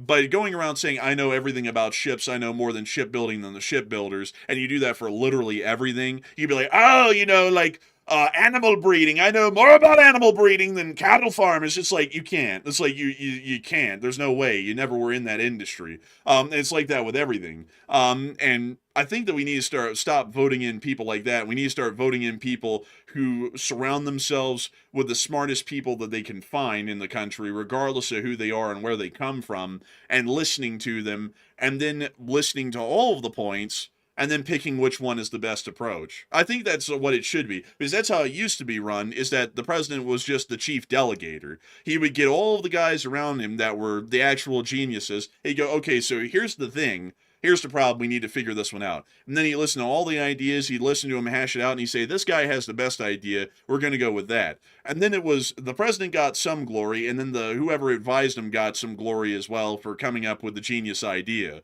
Nowadays, these days, everyone has to get up and has to kiss ass. They have to go up and go, the president is the smartest and wisest person in the world. He did this all on his own. I'm just a peon compared to him. He's the greatest thing ever. Walking on water. Wonderful, wonderful thing. And it's like, no one's like that. Like, that's like Kim Jong-un levels of ass kissing. No one's like that in reality. But anyways, a big thanks to you for support and helping this channel to keep on running. And with that, we're on to the next one. Moving on to our next one here. This one is going to go to Rob's 3208. And thank you, Rob, for that $20 support. He said, can submarines use sonar and torpedoes to find the mines? Kind of, not really. There's some issues with that in that they might not be able to detect the mines, and also sea life could be mistaken for mines. Also, using active sonar can actually kill a significant amount of sea life within the area that the active sonar is being used, which could end up being detrimental in its own way. So that's generally why you don't see active sonar being used continuously, is because of the kind of damage that it can cause in underwater environments. Like that, like that's not trying to be like a green person. I mean, you know, a sonar ping at its normal strength at really any distance relative, well, like even far away from the sub, like 70 miles or so, can kill a whale and kill basically any sea life within that distance almost instantly, just because of the force of the sonar blast through the water. So not really a great thing to use it a whole lot. And also on top of that, you're killing all of the sea life, and then you might not be able to distinguish the sea life from the mines because the sonar doesn't really give you that kind of info. It just shows you where the pings are at, and that's about it. And also their size and a couple of other additional details. But with that, I hope that has addressed that the best I can. And with that, we are on to the next one. And we also have an $11 support from 42 versus 42. And they said, would you say the economic damage from the increased attacks on Russian oil trade infrastructure has outweighed Russia's gains from higher oil prices, or has the net effect been neutral? I would say that it still appears that the Ukrainians are inflicting more damage than the Russians are able to recoup, at least at the moment from what I can see. But once again, that's just working off of what we think we see. We just don't have enough statistics to really answer that reliably. So that's what I think, but that might not be accurate. So big thanks to you for support. I hope that has addressed that well. And with that, we are on to the next one. We also have a 10 from Mr. Flint, and he said, with all the nuke talk going on, do you think there's a chance we might use a tactical nuke at all? And unfortunately, it might take something drastic like that. Generally I would say no, and I'd also say that no matter the situation, using a nuclear weapon is a bad idea. We're basically giving the Russians and the Chinese a justification to start using tactical nukes on anybody that inconveniences them, and that kind of a world would be a very short-lived one after that started to happen. So I do thank you for the support and help this channel to keep on running, and I hope that does address that well. And with that, we are on to the next one. We also have a 10 from Smarzig, who said, is there any way to start with the Ukraine news first so we don't get depressed right away? Also, P.S. Last net, I meant Tony Stark. Tony Stank. Like I'm Tony just playing. Stank. I'm just playing with you, Smarzy. I would say we would love to, but sadly we have to kind of prioritize the most important news of the day. So we have to start with Iran because the war in Iran is the biggest ongoing news cycle daily that we have right now. And so we generally, unfortunately, have to start with that every day at this point, even much to my dismay. I would rather talk about Ukraine first and get the good news out of the way and then get to the bad news because I like to try and be an optimist, but these days that's a fairly tough and fleeting task, really. But a big thanks to you once again, and we are on to the next one. We also have a $10 support from Kachulian, who said, tourists fed the monkeys in Thailand too much, and now they expect and demand food from people and attack them when they don't get it because they just get the food. Huh. A food hierarchy. I didn't know that, Kachulian. And apparently that Navy sailor learned that he didn't follow the hierarchy, and therefore he got slashed. But a big thanks to you for support and helping this channel to keep it running. And with that, we're on to the next one. We also have a 10 from Battle Frog, who said, your chances of being scratched by a monkey are low, but never zero. I gotta say, I've never heard of a casualty from a monkey scratch. Like that's new. Even the commander I heard from his excerpts to the news was like, yeah, this is new. This hasn't really ever happened before. So a pretty wild one with that. But a huge thanks to you for support and helping this channel to keep it running. And with that, we are on to the next one. We also have a 10 from Music Uploader, who said he's got all the time in the world because he's not the one putting $3,000 of diesel in his semi every week to keep food on the table. LSA. Well, I mean, the truth of it is that, him and his ilk have all the time in the world because they have billions of dollars that they're sitting on, so any sort of economic pressures that would crush most of us common folk don't really hurt them ever because they just have the money to be able to float through anything just fine without ever even feeling it or noticing it.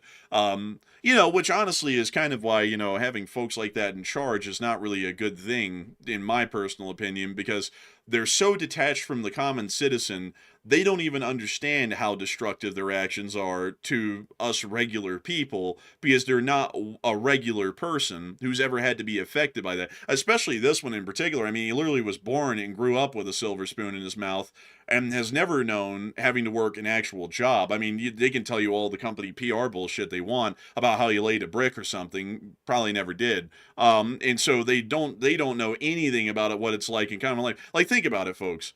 This guy has probably never really driven a car, like it just is like a normal commute or anything like that. He's probably mostly always had a chauffeur, or he's always driven in some luxury car that's maintained to the top end. He's never had to worry about how much a car's servicing or breakdowns might cost him because the budget has never been that small to where you have to pinch pennies like that. You literally just go buy a new Bentley every month if you wanted to and not even think twice about it.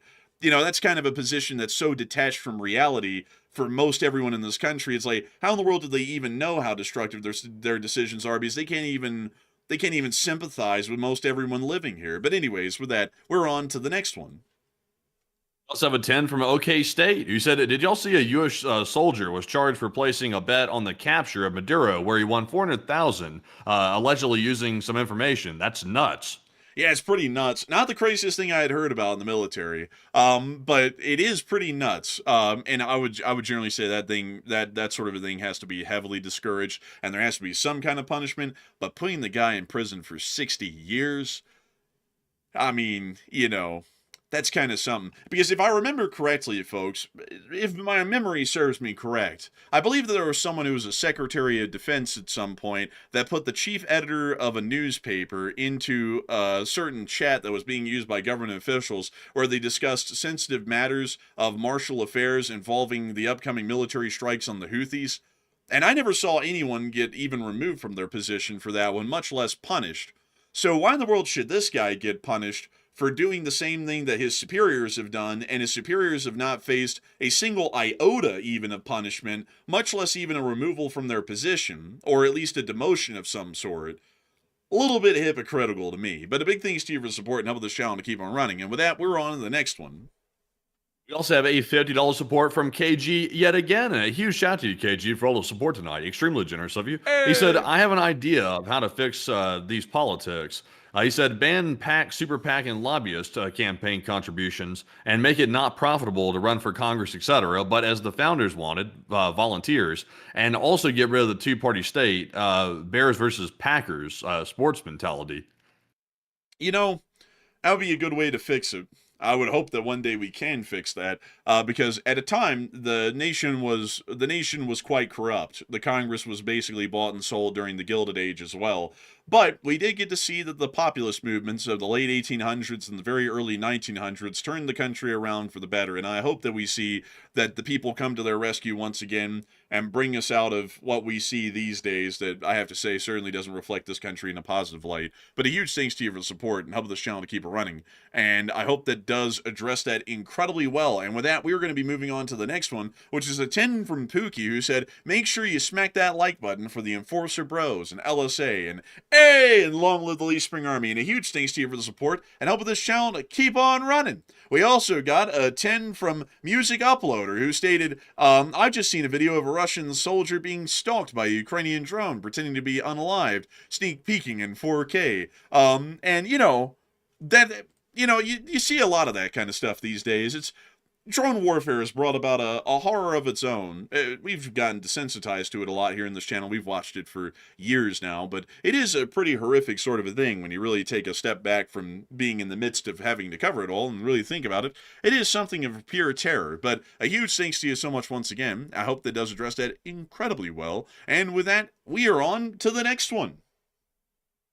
And we are moving on to the next one, which is a $10 super chat from Cachulian343, who stated, also, I like to add that there is a word for the leader of a nation you follow without question, doubt, or disobedience for any reason. It's called a king, or if you call it by another name, it could be a Caesar, a Kaiser, a Tsar, which all mean the same thing, or a dictator. And we melt those, and let's see.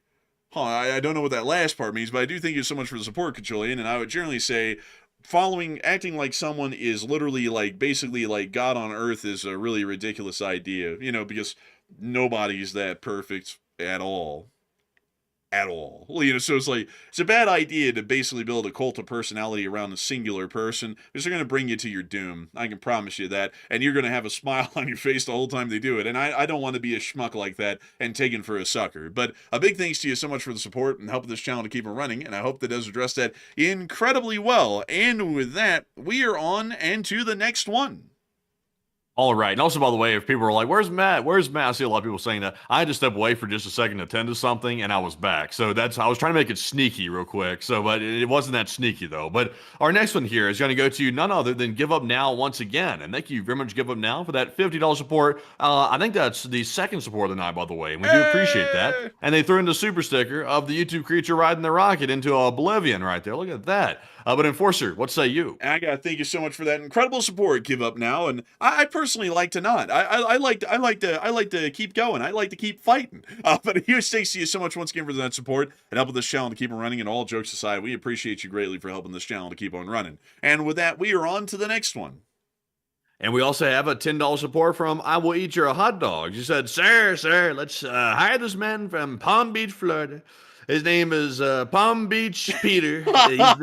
He's the greatest. He loves beaches. He loves places. He loves beaches. It's the thing he likes the most. Oh, he loves those beaches. I'm telling you.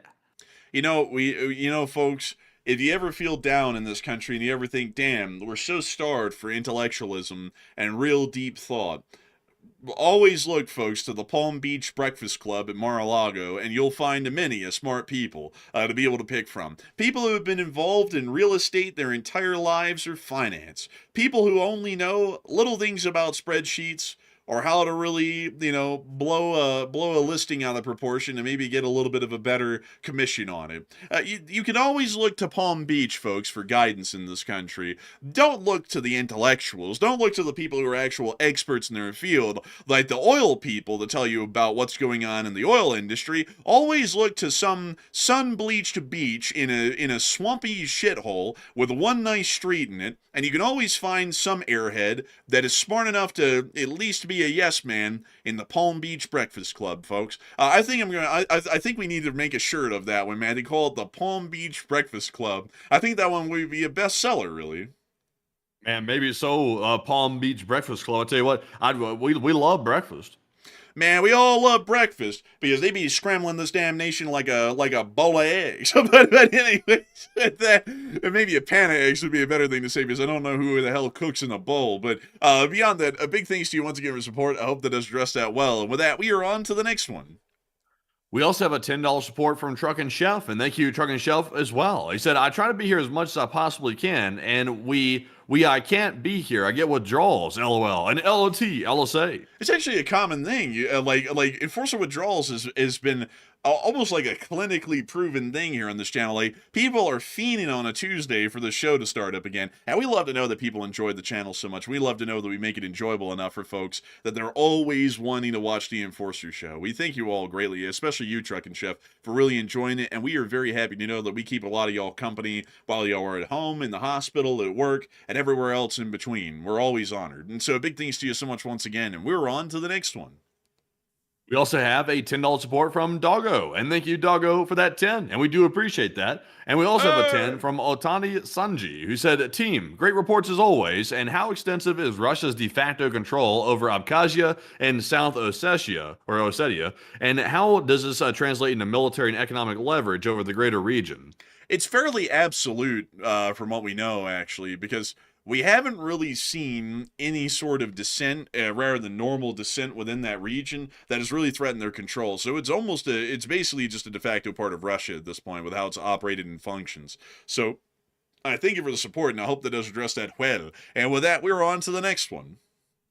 We also have a 10 from Connor Guertafiero, and he said, have you heard about the D4VD investigation? It's the most disturbing investigation I've seen. 40 terabytes of evidence, and they're saying he's facing the death penalty as well. I've never heard of this. Let me go pull this up here really quickly. Let's see here. D4VD sounds like a call sign or something. Huh. So apparently it's. So apparently some 14-year-old girl was found dead in a car of some singer or something from multiple injuries from what they're reporting on the news today. And it appears, like, at least according to some headlines that have been coming out on what appears to be the ongoing trial, there's also some apparent allegations of certain abuse, or at least evidence at this point that is showing that that person was significantly abused before they were killed. At least that's what it appears that the headlines are suggesting. Very interesting. I've never actually heard of that myself. But you know, growing up, kind of becoming familiarized with the legal system, you hear a lot of stories like that, unfortunately. Like there's many such cases like that happen around the country. A lot of people just don't get to hear about them because they don't really get sensationalized by the news, but that one sounds pretty grievous, like many. I think that there was one a long time ago that we talked about, not getting it incredibly descript on it because, you know, of course we can, but it was like a gang thing or something in Montgomery, and some I think you remember this one, Matthew, because I think we saw the exhibit pictures of it, but some guy walked up to the car with, I think it was like a 357 Magnum, and just went off, and the aftermath was pretty bad. I mean, there was chunks of everything everywhere in that car. But I remember seeing that when I was like 11, and you know, and that kind of stuff is like, damn, people are like that messed up, and that evil to do stuff like that. And you find out that there's actually a lot of bad eggs like that, here and around the whole world. A lot of bad people. But a big thanks to you for supporting them with this channel to keep it running, and I hope that does address that well. And with that, we are on to the next one. And our next one goes to Based Soda, and thank you, Based Soda, for that $50 support. And he said, if U.S. can balkanize Iran as a result of this conflict, can we claim some clay and call it Luspringia? I mean, we could, but honestly, I wouldn't want to found the Lee Spring Army in the deserts of Iran. Like, nothing against Iran or the Iranian people or anything. But I would think, folks, that the Lee Spring Army one day is going to turn. Here's my thoughts, folks. It's going to turn into a movement in this country for the better, and we're going to be able to turn this nation around. Not some bullshit turn it around, like where I say that and then we don't do that. I mean, legitimately giving it a damn good effort to turn the whole thing around, which would take a momentous effort, but still worth trying. But a big thanks to your support, Base Soda, and helping this channel to keep it running. Because I'd like to think that I'd like to take the based option of improving the nation that we're in and making it something worth looking at. And just seeing the Leaf Spring Army as a vehicle to make that happen. But a big thanks to you so much once again. I hope that does address that incredibly well. And with that, we are on to the next one. We also have a 10 from Losian, who said, if we still had bases in Afghanistan, how different would the situation be? I would say, how different would the situation be? Well, that's a good question. Matthew, could you reread that one again? Yeah. Aren't you looking at the spreadsheet? Well, yes, but I was lost there for a second because I thought it was a super chat a couple up, and I was like, oh man, it's been redded out already. I was like, but I just found it. If we still have bases in Africa, the situation wouldn't be that different because we still would have ended up where we are right now just because the planning didn't factor in Hormuz. So it really didn't matter about our force locations and basings. It really just mattered about the execution of the war plans, and the execution was good, but the planning was terrible. So I hope that does address that the best I can, and a big thanks to you for support. And with that, we are on to the next one. We also have a super chat support from Robert Krogan, and Robert put in a 5, and thank you very much, Robert, as well. He said, hello, enforcers in LSA, and take one from the chat, if you please. Oh, hello there, Robert. It's great to have you here. You've been here for years, and I gotta say, a big thanks to you once again, a hello to you. Long live the Leaf Spring Army, and we will make sure to take one from the chat. So what do we got, Matthew? And the one from the chat is going to go to Lithium. He said, did you see the news about the... I think I already read that one off, so I'll grab a different one. This one goes to Aaron Parsons. He said, where are the ships that the UK, France, and Italy were supposed to be sending to the region? Oh, they didn't show up because apparently that was all just incorrect information or falsified. We're not sure which, but it was not true. And so I hope that does address that the best I can. And with that, we are on to the next one. We also have a $50 support once again from KG. Also, massive support from KG tonight, by the way. We do appreciate that once again. He said, ever seen the movie Wag the Dog? We could easily control the Strait with the battle groups parked outside, and why don't we? And endless negotiations, and someone might be profiting off of this. I have not seen the movie Wag the Dog myself. Matthew, have you? I don't think so. I've never heard of that movie at all, personally. I was trying to pull it up right now to find out.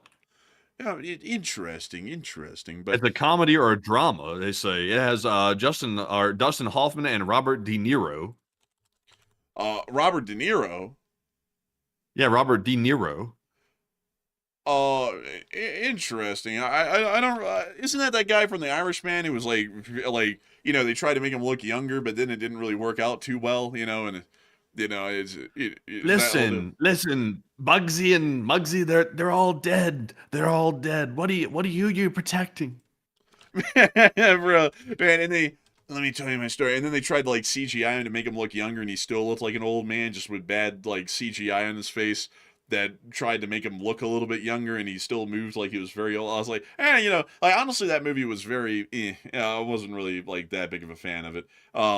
But that's just my personal opinion. But a big thanks to you for support. Now, we'll have to look into that movie. And outside of that, I don't know why in the world we're not opening the Hormuz. It's an absolute disaster for the United States. And I can't even begin to explain why we're taking such a poor action here at this point. But big thanks to you for the support and helping this channel to keep it running. And I hope that has addressed that well. And with that, we are on to the next one. And our next one goes to Based Soda once again. And thank you very much for the support. They said, has anyone liveried their car in Leaf Spring Army insignia? And do you have publicly available references we can look at? Or is there a copyright concern that needs addressing first? Generally, all of the Leaf Spring Army imagery and all of the logo and branding that goes with that, and also the channel, is actually copyrighted by Enforcer Media, which is our our company that we run out of. Technically, that's the actual name of it. And so there is a bit of a copyright thing with, not that we would complain. I mean, it's as long as it's it's not like the Leaf Spring Army eats babies or something like that, I wouldn't really have too much of a copyright complaint. Now, if someone did that, the whole put the LSA thing on the side of their car with a wrap and then be like, LSA eats babies, I mean, obviously we would have to do something about that. But outside of that, I don't really think we'd complain because, advertising is advertising at the end of the day, and it would be better to have more people know about the LSA in the channel than not. But I haven't heard of anyone doing that with a car yet, at least from what I know. But a big thanks to you your support and helping this channel to keep it running, and I hope that does address that well. And with that, we are on to the next one. And we also have a support here from none other than Oli Oli Oli, who put in a 5 and said enforcers with the sunglasses emoji and a smiley sign. Hey, and thank you so much for the support. Like it, the trollolo, man. But big thanks to you so much once again for helping this channel to keep it running. And with that, we're on to the next one. I think the trollolo, man. I think he's had his day. That Wopa, that's the new one right there. Also, the Slavic hard bass train video too. That was also at the top back in the day, but I think they got unseated. Man, honestly, man, the Eastern European, like, Slavic memes, they come and go. You know, like, the dancing cow one with the Polish song about, like, the drugs and all. Like, that one came and went, too. Yeah. Like, you know, there's a lot of them that come and go. And then there was that one from Ukraine. Let me see if I can recreate it. Open the Stephanie. You know, that one. And then that one came and went as well. Euro Papa. Man, that guy gave someone a real Euro pop on the stage, from what they say. Oh, yeah? Yeah, but like, apparently he gave someone a nice shiner on the stage. Like, they got in an argument. That guy went off with those jack sleeves and everything. Oh, really? But he got disqualified from Eurovision for it. Man, I don't know if he actually did that or not. I don't know, but I mean, even back there talking about bing, bing, bing, call me Euro Papa, bing, bing, bing. It's like, man, call him Papa.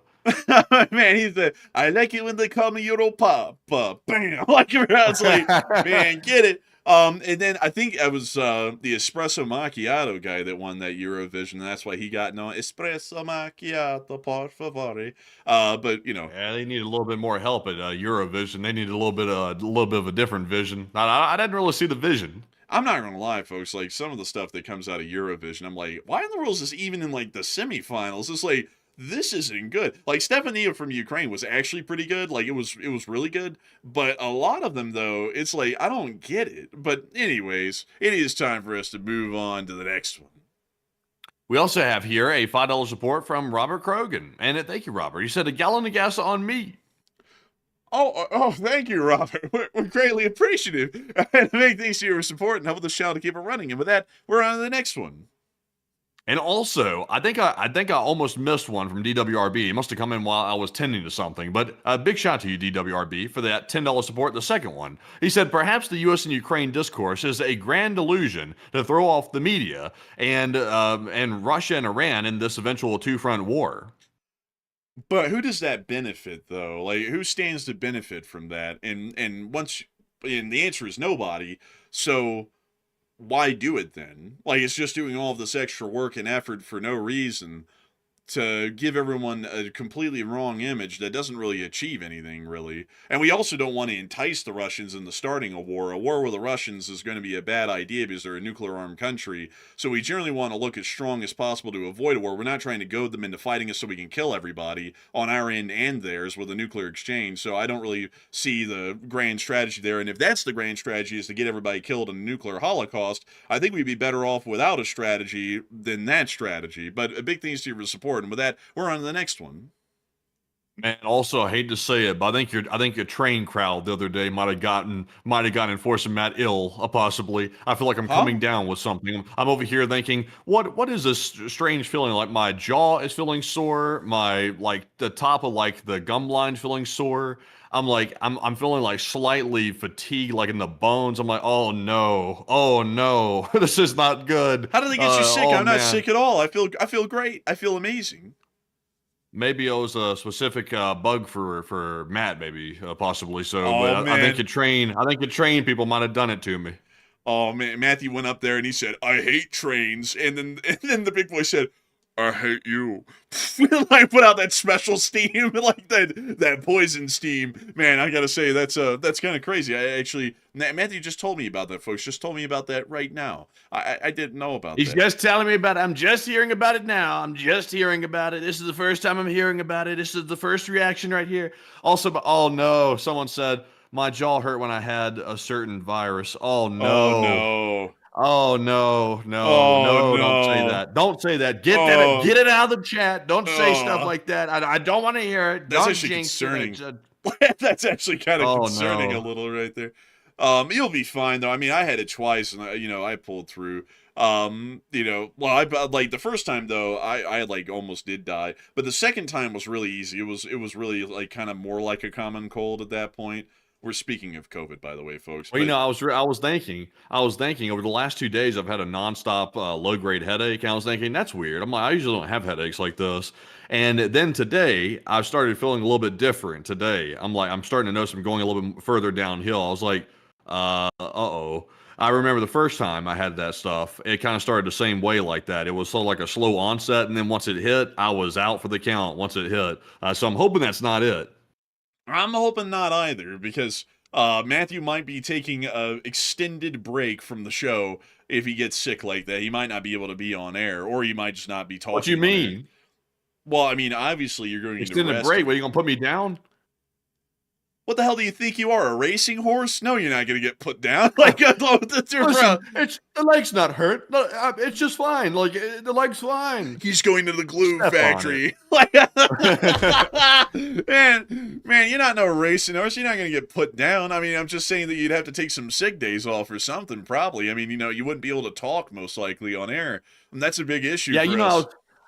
I was noticing when I made the short word video earlier today and I was talking, I was noticing that as I was narrating the video, I felt like pressure in my head too. I was like, that's weird. I'm like, am I about to stroke out or something? It's like, why am I feeling like pressure building up in my head the whole time? I think that might be what it is. Like, unfortunately, I'm not claiming it. I'm not claiming nothing, but I'm hoping that's not it. But hopefully I'll wake up tomorrow and I'm better and not worse. Man, I just remembered something, Matthew. I just remember the second time I got COVID. I got to say this, folks. I got to tell y'all this story because I felt like Rodney Dangerfield in this moment. I got no respect. The second time I got COVID, the first time I got COVID was literally at the beginning of it, and I was like destroyed. Matthew could tell y'all. Like, for some reason, I got 2 pink eyes as a result of it. Don't know why, but I literally couldn't open my eyes. I had like a fever of 103. Really? Yeah, remember all that? It was like right at. Oh my God. What? Bro, I had that the other day. Really? Yeah, yesterday, bro. I didn't say anything. I wasn't trying to get too TMI on the stream, but oh my God. You might be getting it then, but Oh my gosh. But then, like, the second time I got it, folks, was in law school. And I think you remember this story, Matthew, because this was the stupidest story. Honestly, folks, that law school was so stupid, I kind of want to call them out by name to tell people to avoid going to law school, but it wouldn't matter because it's not like it's not like enough people are going to law school for that to matter. But I was in law school and I got COVID and I took the test and it came back positive for COVID. So at that time, because COVID was still very fresh in everyone's minds, they tell you, according to law school, that you're required to quarantine until all of the symptoms, dissipate. So then at the same time, though, they didn't clarify whether or not those days would be counted against you, because if you miss too many days of a specific class, you literally just get dropped out of that class and you fail it by default. There's no way to reverse that. So I emailed the vice dean and the counselor and all that and asked him, hey, look, the student handbook says that I have to quarantine, but at the same time, I'd like, if I miss enough days, which it doesn't say that these are excused, then, like, how does that work? So they basically explained, you have to quarantine, but we're not going to excuse these days for you, so you're just going to get thrown out of the classes if you have symptoms for long enough. So I sat there and said, so do you want me to go to class? Well, we really don't want you to. I said, but you're going to not excuse these absences. Well, yeah, because, that's what the student handbook says. I said, well, would you like me to come down there to your office and let you see that I'm sick and get you sick too to make sure that I'm not missing these classes and we can talk about that? No, we don't want that to happen. It was stupid as shit. Honestly, like, thinking about that law school, I gotta tell you, for it being a law school, those were some of the damn dumbest people I've ever seen in running anything, and I can't believe that all of them had a JD as well. Shows that you don't have to have brains to get a JD, apparently. Yeah, they were dumb. Like, I must say, I would not recommend that school. We're not going to name them all for OPSEC reasons, but wouldn't recommend them. Yeah, I mean, like, it was the damn dumbest school that I've ever been to. Sitting there telling you have to quarantine if you have COVID, which is sensible. But then also they're not going to excuse the days you're missing because they're forcing you to quarantine. That was the stupidest thing I've ever heard. Anyways, with that, we are on to the next one. We also have a 20 from my truck and travels, and thank you very much, good sir, as well for that support. He said, I'm listening on a delay to replay, but I wanted to say thank you guys for the humbleness. This is why I love listening to you guys. LSA forever, and I also dare you to take one for the chat too. And thank you so much for the incredible support and help this channel to keep running. Thank you for the kind words. We try and be as humble as we can be. And now, you know, sometimes though, I do, like, some people are like, oh, the enforcer's arrogant. It's like, yeah, like, I'm arrogant when people come in and say something like, we have Venezuela, so we're all good. It's like, yeah, I'm going to start sounding arrogant there because it's like, you know, if someone's that confident in that dumb of an assertion, you know, the put down's going to be pretty nasty. But outside of that, we don't know everything. And people are always teaching us stuff, especially myself, something new every day here on the channel. And we're always happy to know that we have a lot of really smart and incredible people here in the Leaf Spring Army. And I got to thank you massively, My Truck and Travels, for being one of those people and helping this channel to keep on running so that way we make this thing possible every day. So a huge thanks to you once again. And with that, we are on to the next one. And the live chat question in honor of My Truck and Travels goes to Carl M. He said, do you think the delay in attacking Iran may be that we're waiting for Ukraine's military to train our military on drone warfare tactics? I don't think so. You know, maybe, but highly likely not. But a big thanks to you for support. I hope that does address that well. And with that, we're on to the next one. We also have a 10 from Doggo once again. He said, any more word on the Big Three war production? We haven't really gotten any word on that so far, but I do thank you so much for the support and helping this channel to keep rolling, and we're on to the next one. And this one goes to Soka, who puts in a 5. He said, I know the hot topic right now is Iran, but what do you think the likelihood is of China invading Taiwan in the next 5 years? Keep up the grind, and LSA. I think the likelihood of that is really high because their time frame, at least originally years ago, was 2028 to 2032, and I'm pretty certain they're working on that time frame, or they may have even accelerated it to 2027, possibly at the earliest. But a huge thanks to you for support. I hope that does address that well. And with that, we are on to the next one. We also have a 5 from Justin. He said, everyone's trying to keep a straight face about the Strait. Yeah, like, that's a pretty good one, actually. That was pretty funny. That was a good one. Like, honestly, that was actually a pretty good one right there. So a huge thanks to you so much once again for support. And with that, we are on to the next one. We also have a 5 from Live Animal, who said Iran won't give time to USA to attack its own timeline. Perhaps. A huge thanks to you for support and helping this channel to keep on running. And with that, we're on to the next one. We also have a 5 from Joe Mum. He said, Enforcer Matt, are you part Jewish? I'm just curious. Why would you like to know that? Why would you, by the way? You know, I don't know if I should answer this question right here. I mean, why would you ask this question? I'm curious. But anyways, though, thank you very much for that support. We also have a 5 from good. Do you happen to work for like some? Why would you want to know that? Like why would you want to know that? Like that's curious, isn't it? Curious, and why me specifically? Why me specifically? Is there like I feel like there's something behind this. Do you happen to be affiliated with like any extremist groups in the United States? Like, I don't mean that, but like, it's an interesting question. I'm just kidding, by the way. The answer to that is no. We're both not Jewish. Like we're just like, you know, like just Southern, like, you know, like we're who we are. I mean, you can literally see us on the face reveals. But no, we're not Jewish. But anyways, with that, we're on to the next one. And our next one here goes to Good Boda, who puts in a 5. He said, normal month, we get 5 super tanker visits for 10 M taken. May we are getting 23 for 46 M barrels leaving the U.S. supply. May will be brutal. Jeez, yeah, that does sound brutal. Good luck to y'all down there, by the way, and I hope that y'all can manage somehow. But a huge thanks to you for support and helping this channel to keep on running, and I hope that does address that the best I can. And with that, we are on to the next one. We also have a 5 from Fred Vreeman, and Fred said, sir, stop, sir. I'm so tired of winning. Sir, stop, sir. He tried to pick up the weight. She went, oh, God. Oh, man. I don't like that sound. I don't. I don't either. Like, I don't think anyone did. But a big thanks to you for support and helping this channel to keep on running, Fred. And I gotta tell you, I'm getting pretty tired of winning myself. I think we could go back to I honestly just wish that we would get out of the whole identity politics these days, Fred. That's what makes me hate politics, is that you've got to basically like worship the stuff and live, breathe, and eat the stuff. And I just don't like that too much. It's a business thing to me. It's not something that I make my entire life. But a huge thanks to you for the support and helping this channel to keep it running. And with that, we're on to the next one. We also have a 5 from Water, Barley, Hops, Yeast. He said the U.S. Prez is responsible for tying the military's hands, allegedly, to stop Iran laying additional mines and hijacking ships due to the unilateral ceasefire. Thoughts? Kind of. I mean, in a way, you could say that, but then the ceasefire, considering that it was unilaterally announced and not agreed to by Iran, and even if it was agreed to by Iran, technically we could break it whenever we want to. So, not really that big of a tying of a hands deal, but pretty goofy to announce we have an indefinite ceasefire, and then also we're going to blow up these boats. You know, it's like, well, we're breaking the ceasefire that he just made. That was the greatest and latest ceasefire that had ever been designed, and we just broke it, you know, so it's like, I guess it was a shitty one after all, you know. But a big thanks to your support and help this channel to keep it running. And with that, we're on the next one. And we also have a 3 from Plazath, and thank you, Plazath, as always, for that generous support. We also have a 2 from Mr. Light Rail. He said, hello, and Slava Ukraine. Mr. Light Rail?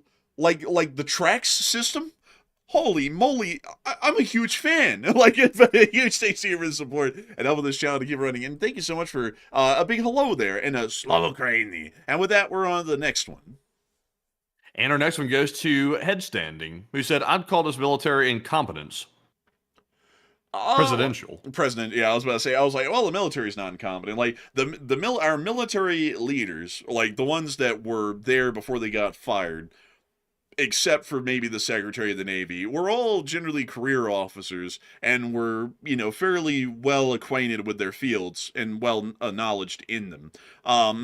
I would never, like, I want to make it clear, folks, I never am disparaging our officers, our career officers, or those who are serving, because they do everything that they can to try and make a shitty situation the best one they can, and they're also just following orders at the end of the day. If any failing is ever put on anyone, it's always put on the civilian administration, the civilian leadership, because they're at the top of the chain, and the top of the chain always takes responsibility for all faults, and whenever there's a success, the underlings below them that had those successes are the ones that get all the praise. That comes with the burden of the position of being the president. But a big thanks to you for support and helping this channel to keep on running. I hope that does address that well. And with that, we are on to the next one. And we also have a 2 from Littlefoot, who said, could we see a global food crisis? Well, you could. It wouldn't hit the U.S., because the U.S. is actually, I believe, a net exporter of food products for the larger part. Some food items would become so exorbitantly expensive here in the United States because we actually do ship some of it in, but not a lot of it. But there definitely could be some significant food shortages and famines that happen around the entirety of the globe on places that are food insecure and rely heavily on imports, and cheap imports at that, to be able to keep people alive and eating. So I hope that does address it the best I can. And with that, we are on to the next one. We also have a 2 from Mr. Stephen Mosher. He said, remember Baghdad Bob? Oh, Baghdad Bob. That guy was crazy, wasn't he? Bob from Baghdad? Who in the hell is ever called Bob in Baghdad? But a big thanks to you for the support. With that, we're on the next one.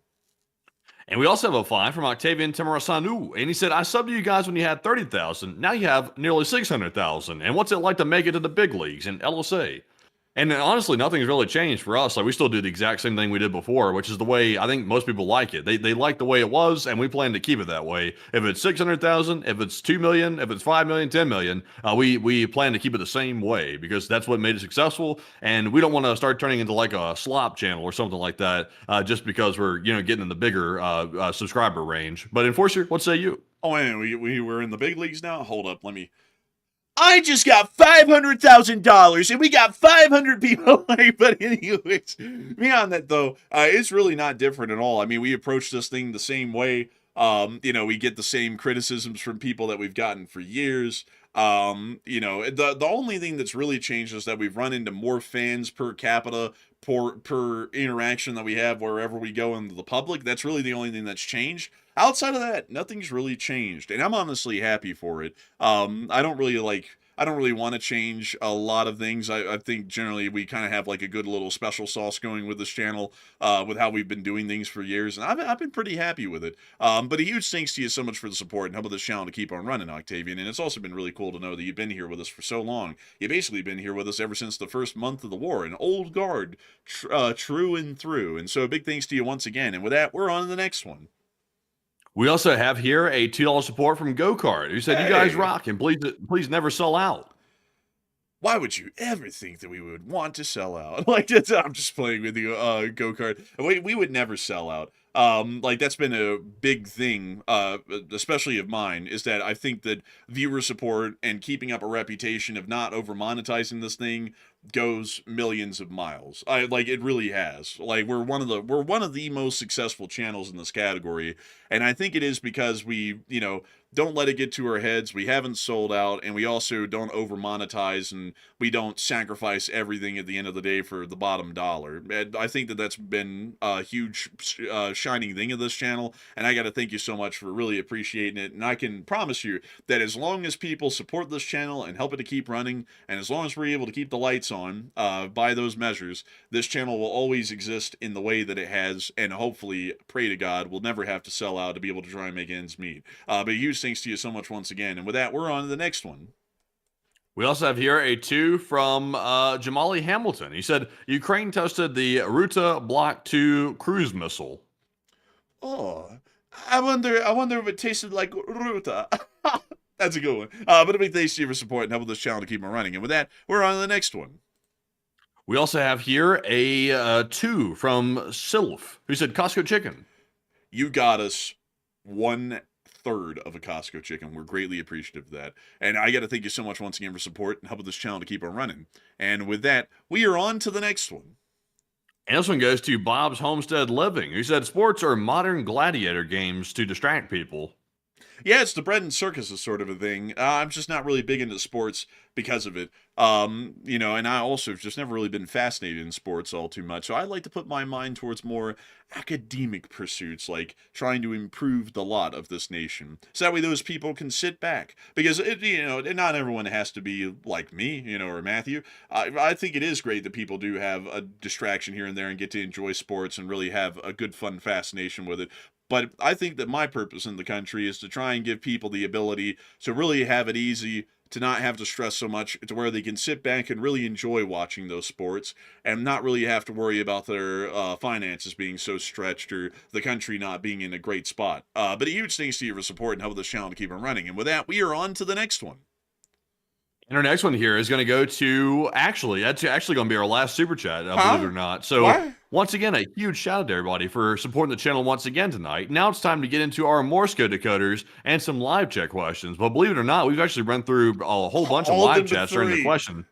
Yeah, during the super chat segment. So we have a few to go, actually, but not a whole bunch. But we have the Morse code decoders tonight. We have Paul, Kevin, Mason, Joni, Norm, Arabelle, Heroic Fluffness, Coach Coverteric, Sire, and Brian. They said, Morse says, "Did you know that in the United States, there are 360 million people?" That's crazy, right? LOT, LSA. And ding, ding, ding, ding, ding, ding, ding, ding, ding. That's the sound of the money. You'll get that dead on the nail. That was the Morse code message of the night. Y'all know something profound about that? I didn't really know what to put in the Morse code message tonight, so I just put down a fun fact. But y'all got it correct. I got to congratulate y'all greatly in the Least Barrier Corps for getting that correct all the time. It's truly an amazing and profound and very smart thing to see that a lot of people know how to read Morse code message and tell everyone what it means. And so with that, it is time for us to move on into the third to last question of the night. We also have here the first live chat question, which goes to AF Kaplan. He said, "Regarding the Strait of Hormuz, is the U.S.'s current inactions a feint to draw other NATO countries into the conflict, thus getting the allies to clear the strait? And what do you think?" Generally, I wouldn't think so. I think that generally we just don't have a plan, and I don't really think they want to get directly involved militarily either, because they're looking at it as America's mistake that they made to fix. So I don't think so, at least in my opinion, AF Kaplan. So I hope that is addressed the best I can. And with that, we are on to the second to last question of the night. And this one goes to Drowsy One, who said, "Do you think Iran got this fast boat attack idea from China or the other way around?" And I saw China was doing this not too long ago, also near Taiwan. You know, the fast attack boat strategy actually was pioneered by the Iranians before the Chinese did it.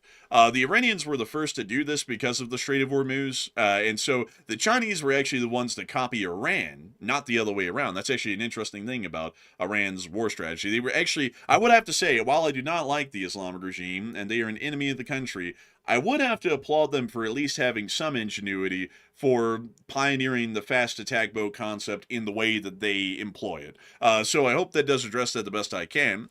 We actually have one last super chat here before we get to the final question of the night. What do we got here, Matthew? What do we got here? And this one goes to Nick, who puts in a 5. He said, one more to keep you guys around a little longer, LOL. Hey! And we thank you so much for the support, Nick, and helping this channel to get more running. And it kept us around just for a little longer, just a little longer there. And so with that, folks, it's now time for us to move on and into the final question of the night. And so, who is the lucky last person who threw in the lucky last question of the night? And that viewer is the Farmer's Stash. He said, Matt, I really think the lack of tactical precision weapons may drive the United States to do something really bad, like how it was stated. They're going to possibly try to blow the whole country of Iran up. And what do y'all think? I don't know.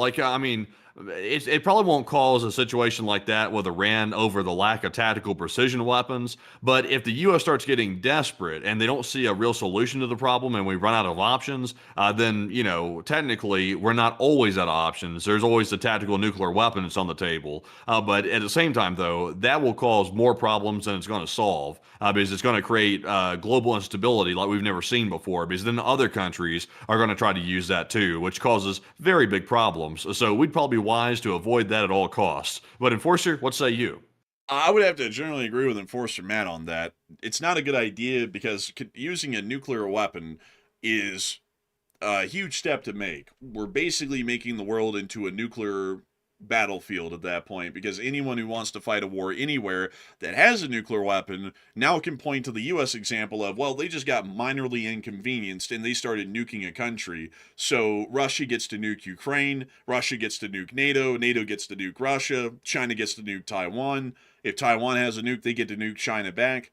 India and Pakistan get to nuke each other tactically. It basically becomes the Wild West at that point. The only reason it's not the Wild West is because we haven't used a tactical nuclear weapon, and nobody's used a nuclear weapon since Hiroshima and Nagasaki, which at that time, we were the only people with a nuclear weapon or an atomic weapon in the world, and that's the only reason why it didn't turn into the atomic or nuclear Wild West, was just because we were the only one with a weapon at that point. And then after we saw the destructive power of it, generally everyone got the idea it wasn't a good idea to use those across the board all the time. So generally I would say it's not that great of an idea, and if we cannot fix the situation conventionally, we might actually have to say that this is unfortunately an American defeat and just chalk it up at that and then have to suffer the consequences.